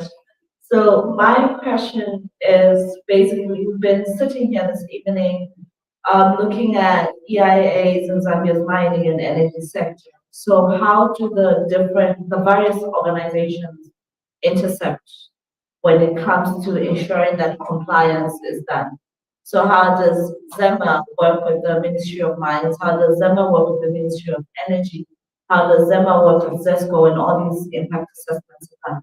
I think that will be a very key discussion for us tonight, so that then when we see how these synergize, even as we make recommendations to go forward, we know we make the recommendations based on the various relationships that all the institutions have with each other. So I know they carry out their compliance audits and their inspections. So how do these organizations work together? Great. Before I tell you, I also ask you a question. Be very candid with us. What's your assessment of performance of impact assessment? Are we doing the right thing? Be candid with us. We're doing the wrong thing. We're doing copy and paste. Yeah, yes, I'm full of Alabama and wherever else. So we just get copy and paste. We go back and we know what to do. But I'm going to start with Jack and to give Constantine a bit of a breather. I think Jack has one question. On the energy mix, I think I'm going to ask you what's a long-term energy solution.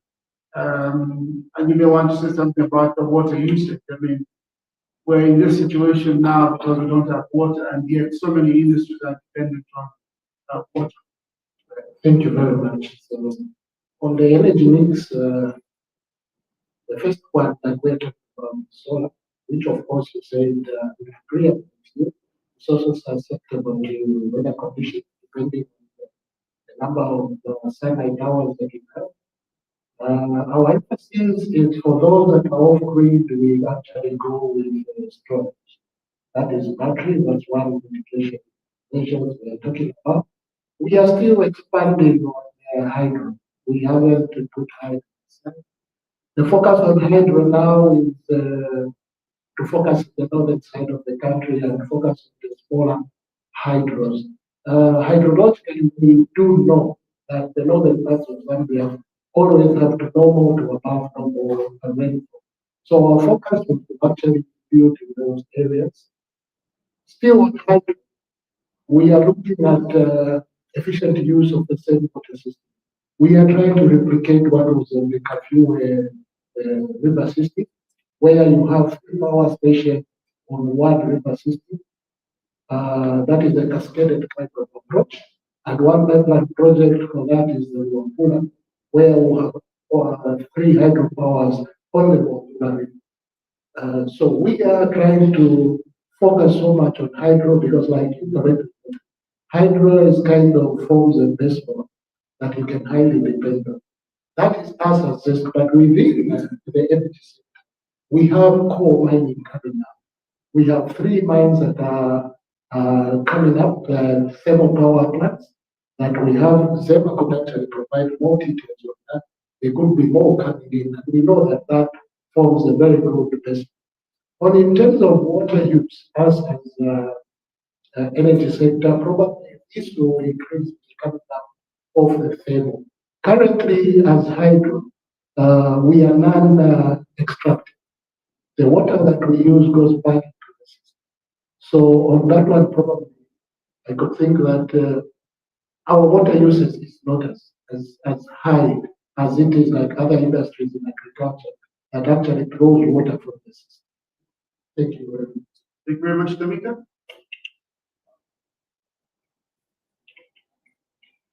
Thank you for those very interesting questions. One which left me scratching my head, but I'll attempt to respond. In terms of what Transparency International is doing more broadly, I must make mention that number one, we are, and that's Microphone's on now, Tamika. Thank you. It seems like hopefully this will work. So we are a non-state actor, and our efforts are just a drop in the ocean in terms of collective and collaborative efforts. So when you look at issues to do with the impacts on community from investment, and if we classify that as loss and damage, part of our role has been to engage stakeholders, key stakeholders who typically are the government, using forums like this. This one, which is quite more, I would say, neutral tone, but we can take it up a notch if we have to. I think we've invested so much in our ability to carry out research so that even as we conduct our advocacy, we are coming from a basis of evidence. Another strong point, I think, in terms of addressing some of those issues is to work in partnership and collaboration. Like I said, as Transparency International, we're typically governance experts. We are not environmentalists. And so working with stakeholders who actually know some of the technical issues around the theme has been quite key for us in pushing the envelope on a number of issues, including compensation for communities where, in some cases, compensation was unfair. I will point to a recent example stemming from the Tellings Dam breach that happened earlier this month. While TIZ has not been directly involved in the lawsuits and public interest litigation cases that are now coming up following that incident, we have been in touch and working with people who are interested in pursuing justice for those communities. So you look at TIZ as kind of one of the many actors around these governance and environmental governance issues. On the issue of Sujilite, which is an interesting question because I am not from the Ministry of Mines, but I would think that it was a very interesting case to watch unfold because in some sectors, depending on who you spoke to, some would say Zambia did not have Sujilite. And so I think it was an instance where some of us were left scratching our heads. But I think because of that occurrence, we have seen that the Ministry of Mines has now embarked on this geophysical survey to try and map out what minerals Zambia has. I think which is very, very key to avoid instances where there are speculations that a mineral is not found in the country but is being smuggled from outside of the country and using Zambia purportedly as the production point, which we cannot confirm at the moment until I suppose the Ministry of Mines finishes with their geophysical survey. So ours is to continue to advocate for increased transparency around that process, as well as some disclosure of that information. As Mr. Nifuka rightly put, some of our concerns has been potential capture of the process, particularly where you have private sector players who are interested, already playing a role in the sector, right? And also funding or participating in the mapping or exploration process. So there's some risks related to, of course, conflict of interest that we and the government have to watch out. The other risks of insider dealing, which we have seen in mining licensing. I think the Ministry of Mines has been quite open in terms of, particularly recently, in terms of some of the corruption risks around licensing. And we've seen the ministry disclose that one of the risks is where people have, I think the minister is quoted to say, in some cases, someone will have 50 licenses. How does that happen? One person, 50 licenses.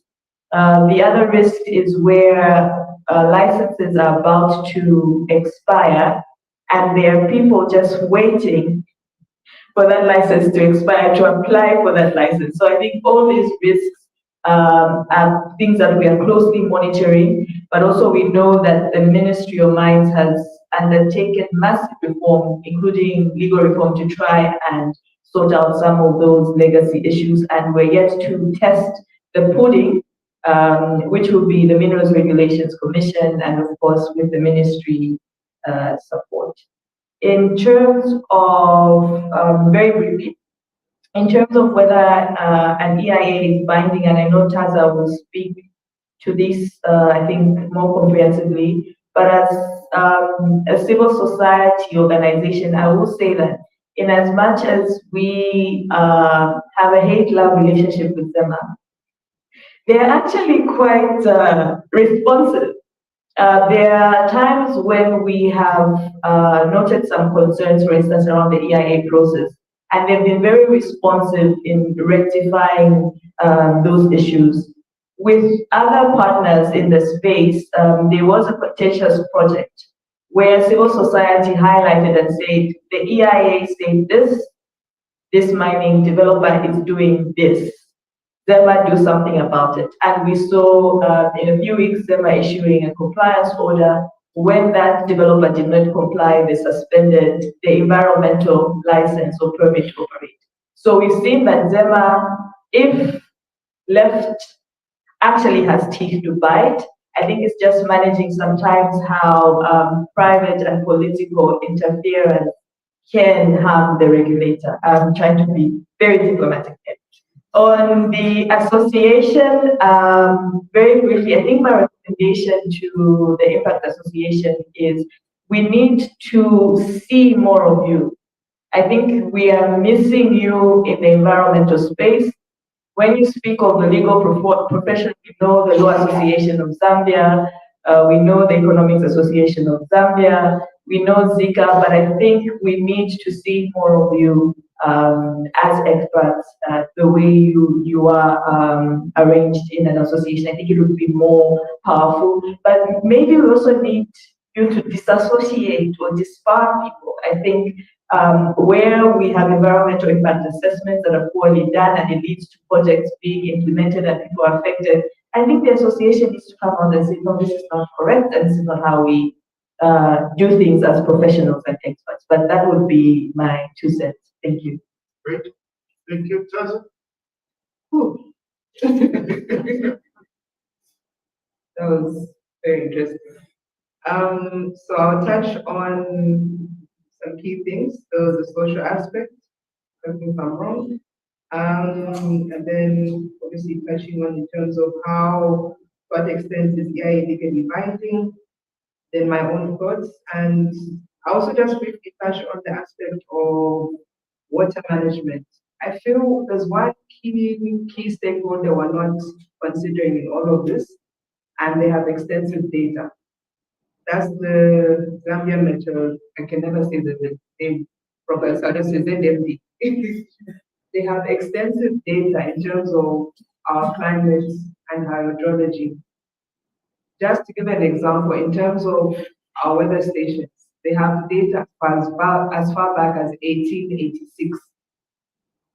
That's how far back and going forward. So while I was thinking to that, I feel one of the key things that we need to include as we plan going forward and moving beyond compliance is as part of planning. How are we planning in terms of early detection, in terms of especially the climate change that we're seeing? We've seen how our rainfall has changed and it will continue to change. They projected even up to, I think, the year 2100 to 1000, that rainfall will reduce, but it will be, the intensity will increase. The impact will be more. So meaning we're expecting more flash floods and all those things. So I feel that's a very key department or sector or factor that is being overlooked in everything that we're doing, be it mining or energy, because they have all the data, and I feel they're also willing to collaborate with all industries in terms of how we can better plan, even be it agriculture. Farmers have also benefited from engaging them in terms of how they're doing their farming, and that's a story for another day. So I just wanted to touch on that part in terms of how we can better plan in terms of our water scarcity and water planning, especially in the context of Zambia. Then in terms of the social aspect, social aspect is covered in the EIA. What I mean by it's not, but it is limited. But there's now more emphasis, as been mentioned through ZEMA, and in terms of the key aspects or the risks that are outlined. Most of the focus, especially like from mining in the past, has been okay, what would this underground mine do, open pit mine do? Will it cause water pollution? Will it be air? Will it be dams failure? And then there's the aspect obviously in social in terms of okay, what's the thing we need? But now it's more okay, what is the environmental risk? What's the social risk? What will happen if we pollute? How will people be affected? So that has come out much more strongly than it did. Like I mentioned, we have issues of legacy mining from mines that were there from the 1900s that companies are now firefighting to make sure you're now compliant. The beauty about the EIA system, especially now for the newer mines that have come up, as you're seeing more in Northwestern or other areas, is from the get-go, you're guaranteed that as part of their licensing, they will ensure that all these key things are being done and being done correctly, so that we don't have any more problems going forward. If those are being, if they're being handled, I'm sure ZEMA will deal with them accordingly, as they already doing in their own capacity. I hope that answers your question. So in terms of to what extent is EIA needed in mining,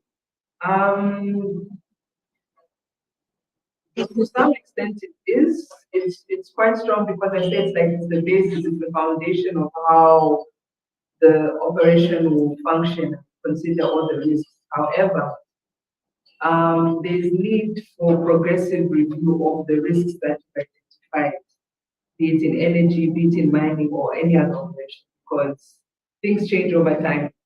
Capacity changes, especially like in mining, the production targets change. The goal is always to increase production. So with increased production comes increased risks, and risks change over time.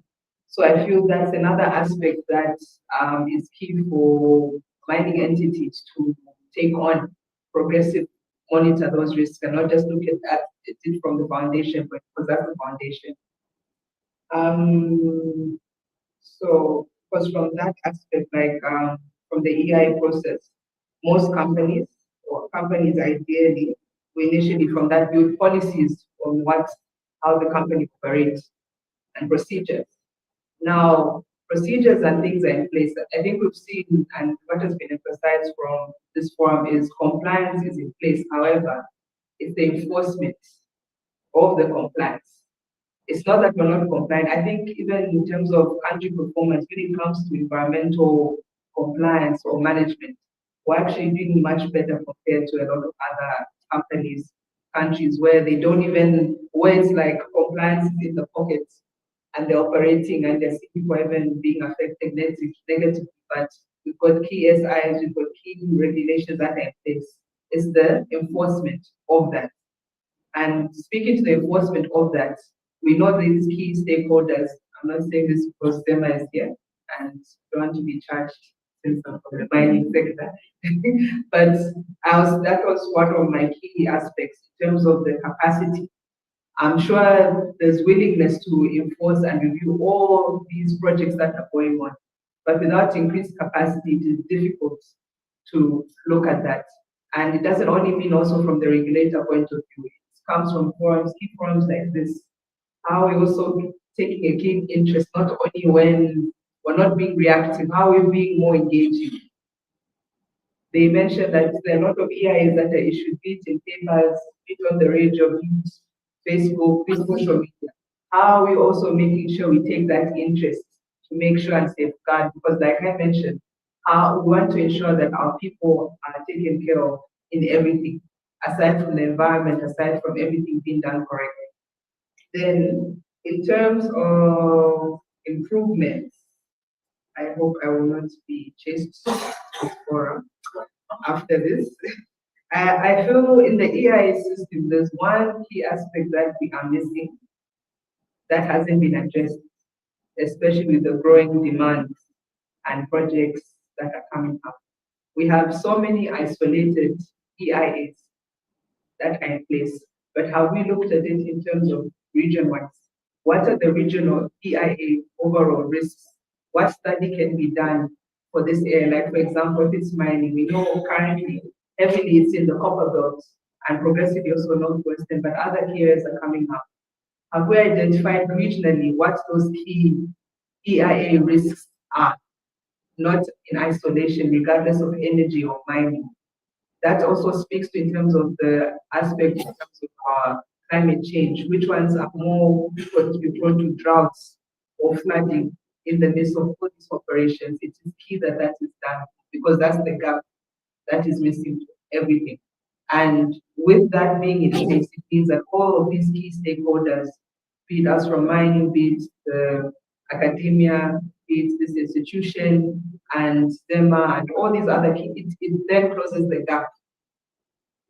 It closes the gap in how we operate, because there will be so many projects going on, and it will be difficult to know what applies to what. But with that in place, especially if the study is done and it's done progressively, I feel that will cut a lot of the gaps that are addressed in the EIS or impact assessment system. And that will help in terms of my last statement, shifting the mindset like we're talking about from compliance to ownership. Until we shift our mindset from compliance to ownership, we'll keep having the same things. We'll keep being reactive when things go bad. We'll keep pointing fingers at people. But how can we shift that mindset in terms of being collaboration, and how do we move forward to ensure that the Zambia that we want going forward is more progressive than reactive? I'll end by saying that. Great. So it's a nice segue then to Chibofia. Just since you started strategic environmental assessment, moving away from project EIA and touching about what Chibofia talked about. Thank you very much. Maybe let me start by giving a challenge to TIZ. What she mentioned about regional assessment, we call that shift share analysis in environmental management, where you go to Northwestern Province and you say regionally, how does it impact? TIZ is an international, it's an international collaborative organization that can offer to do such analysis, because it's not really the mandate of ZEMA. So somebody can be interested and pick up, be able to do cumulatively what could be the impact of this. So I throw it to you over that. But looking at strategic environmental assessment, one of the gurus who was really in the forefront of developing that with us, she's here. I know Mr. Mwembela is here, but the director of plans for ZEMA, maybe if she can speak to that, even if it came to me. When you look at the law, the provisions of the Environmental Management Act, district programs, plans, policies, whether it's agriculture, water, mining, when they are pronounced, there is need for strategic environmental assessment by law. But then, that's why I wanted maybe probably for ZEMA to speak to that. What would initiate how the process would be done is having an SI in place that would give a roadmap of how do we then do the strategic environmental assessment. ZEMA initiated that process. I'm not too sure how far they have gone, but maybe if they speak to that. But otherwise, district development plans, ministry plans, regional plans, all of them, like road sector reform program, like we had, things like farmer input support program, because those are importing agrochemicals and so forth. What would be the implication for it? So that can be done at that level. But then quickly, Mr. Ifuka, let me respond to two questions into one. She asked an interesting question and he asked an interesting question about beyond compliance. Beyond compliance means whilst we comply with ZEMA and other regulatory requirements, what do we do? And this poses the question of environmental stewardship. Most of us environmental practitioners have worked with some of these industries. I would like to see a situation where beyond compliance of EIA process, number one, there is the aspect of capacity assessment. And a company, I was surprised one day, an energy company, which is a fuel facility that distributes fuel across the country, they don't have an environmental officer and they have no budget for environmental management. That in itself tells you about what erased, where compliance becomes a tick box. What would enforce that is an institution having a committed person and committed resources. And Mr. Jack will agree with me. International donors actually request for that. Do we have dedicated people who will be able to, enforce this? So for me, I would like to see that. The other issue is as ZEMA and other stakeholders, regulatory agencies like safety, as they do this compliance monitoring and review of EIAs and regulations, reputational risk, I repeat. Reputational risk may sound so simple, but it has serious implications. You can't have a mine owned by Chilufi and Sons. They go and mine, do things wrong in this, they apply for another license here, they are given another license there, and they go on and on and on. They create this reputation that they are bad practices. But unfortunately, when this EIA comes for this location, there is nothing referred to what has Chilufi and Sons been doing in the past in this other location. So for me, I would like to pose this challenge of reputational risk. Could we do something about it so that compliance is enhanced? Thank you very much. Great. Thank you very much, all of you. Mr. Tino, would you want to start first? Yep. You can even use mine. Thank you so much. Maybe I'll start with the last one on strategic environmental assessment. I have the director, but then we have, I think, if you recall, where ECA and with the Environmental Protection and Pollution Control Act, there was little mention of environmental assessment.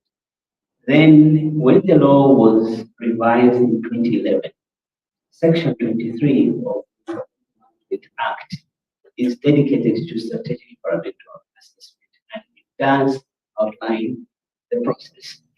Then beyond the EMA, there is a dedicated SI, which is statutory instrument number 48 of 2021, which is the strategic environmental assessment.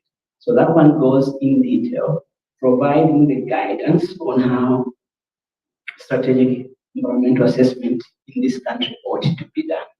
And this is for programs, policies, and plans. Like Chilufia rightly said, we need as a country to move when we come up with policies that may have impact on the environment. These need to be subjected to a strategic environmental assessment. That will give us an overview of even make the EIAs much easier, because at the strategic level, it will already identify critical issues that need to be looked at. So, mining sector, for example, you mentioned that you need to come up with the zone. So, the strategic environmental assessment will inform us where do we need to do mining and where which areas need to be kept pristine. Ecology or maybe for other uses, tourism and other activities. So if as a country we can embrace environmental assessment, and largely it's government ministries, they are the ones responsible for policies and most plans.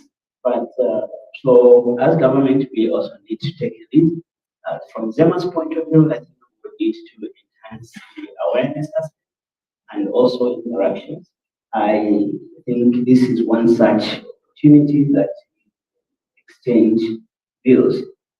Coming to a question on approval in principle. Approval in principle is not only for water harvesting projects. There were two critical issues that were isolated in that: electricity as well as the water harvesting infrastructure. So for the energy sector, we're looking at transmission lines, distribution, generation, and LPG, and those energy forms. So we want to enhance sort of the approvals for this. But what that means is at the tail end, EIA, you must have paid for your EIA and you must have completed your studies for both water harvesting infrastructure as well as energy. So it will allow you for basic approvals from other regulatory agencies. Because from maybe in the energy sector, beyond ZEMA, you need to go to the Energy Regulation Board or other approvals. So this approval in principle will help you get some of those permits and also just to do preliminary works, not the full implementation of the project. That is subject of approval by the board. So I think that's a clarity on approval in principle. It also applies to electricity. Then on the various forms of energy that the agency has approved, I think we have had a number of thermal projects. I don't have this here, but we do have the data: wind, geothermal, solar, and hydro. Lately, we've seen an increase in solar. I think Mr. Muntali ably explained that because these are easier to implement, but they also have their own limitations, which Mr. Muntali mentioned that I would like to go on that.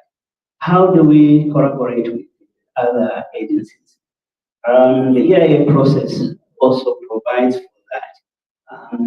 Apart from the comments from interested affected persons, there are what we call authorizing agencies, appropriate authorities. One such is WAMA, Energy Regulation Board, Ministry of Mines, Mine Safety,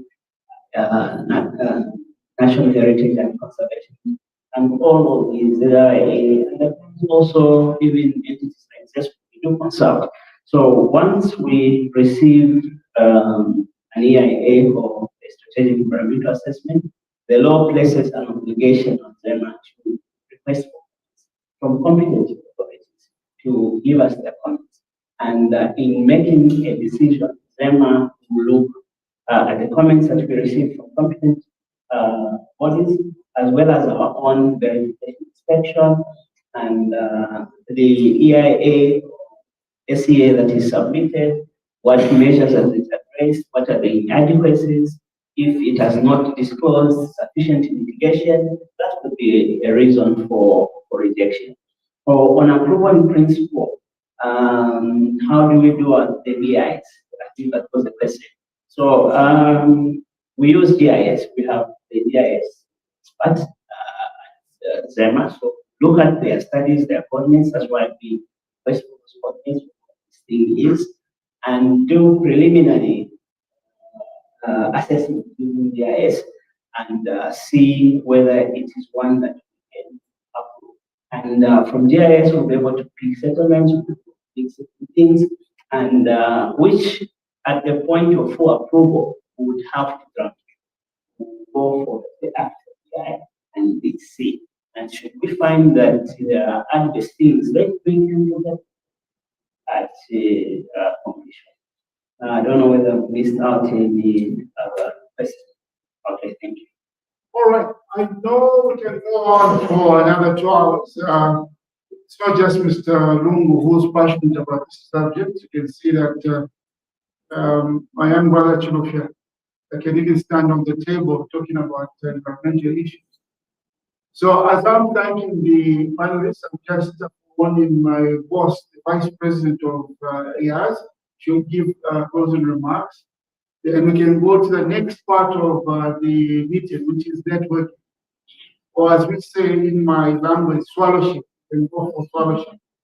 But just join me thanking Chilufya, Zambidi, Charles Alungu, Tamika Alungu, Jack Mutali, Constantino Mapera. for a very good session. Thank you very much. And we certainly hope that this is not the last of such engagements, but I'm sure they will say something in closing. Madam Vice President.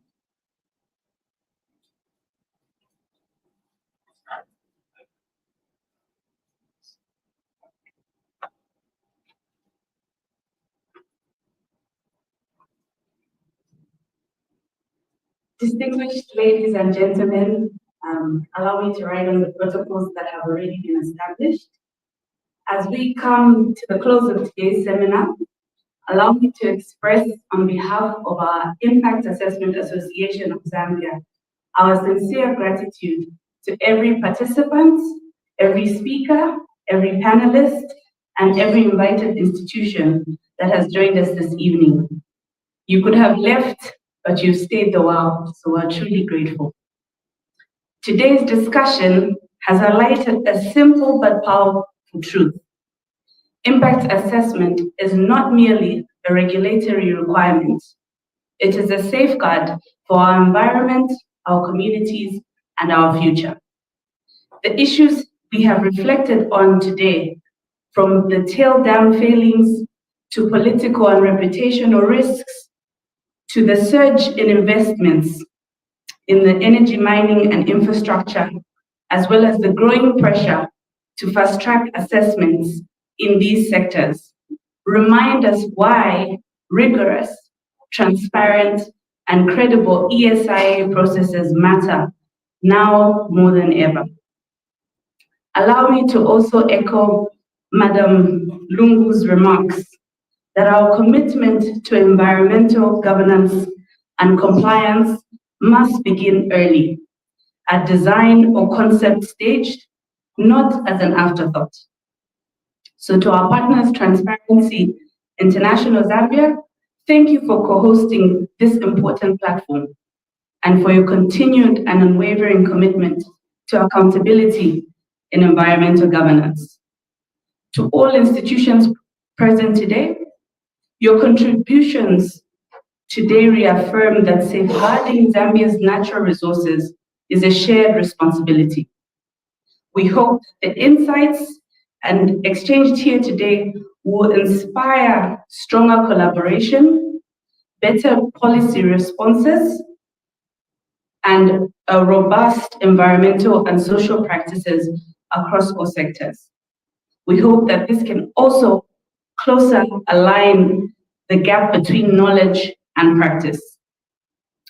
As IAAZ, we remain committed to strengthening professional standards and championing the integrity of ESIA practice in Zambia. To our natural resources students, I would be failing in my duty if you came today and didn't leave with some valuable information. As such, I encourage each of you today to leave with at least one connection of a possible employer or mentor. So I'll start by asking that you get at least one person's contact from here. If you feel shy, please see our moderator, Mr. Lefuka or Chilufya Kambili. To the rest of our institutions that are here that wish to join IAAZ, please see Madam Leanne Green, if you can just wave. If you wish to join IAAZ or learn about how more we can collaborate together in environmental, social compliance and governance. We invite you to continue engaging with us beyond this seminar, as together we rethink and reshape the future for environmental management in our country. We have also taken note of the feedback that stakeholders would like to see more by us. They would like to see us more in national conversations. So I'm pleased to inform you that we have begun the process of formalizing and legalizing IAAZ so that we can strengthen our institutional capacity as well as give us regulatory teeth to start fighting some of these mining and energy players out there. So with that, I would like to thank you once again all for your presence, your perspectives, and your passion. We look forward to continued collaboration in strengthening environmental management and collaboration. I thank you.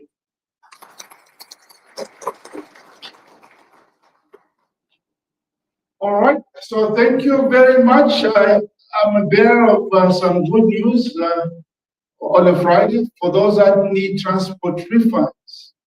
I like that segment. Did I get it correct?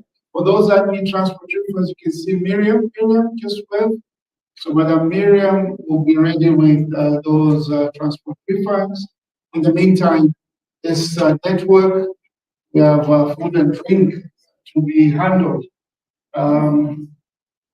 We'll start with the students. The students will be the guests, the top guests. So please join us for the networking session. Thank you very much for coming. Thank you.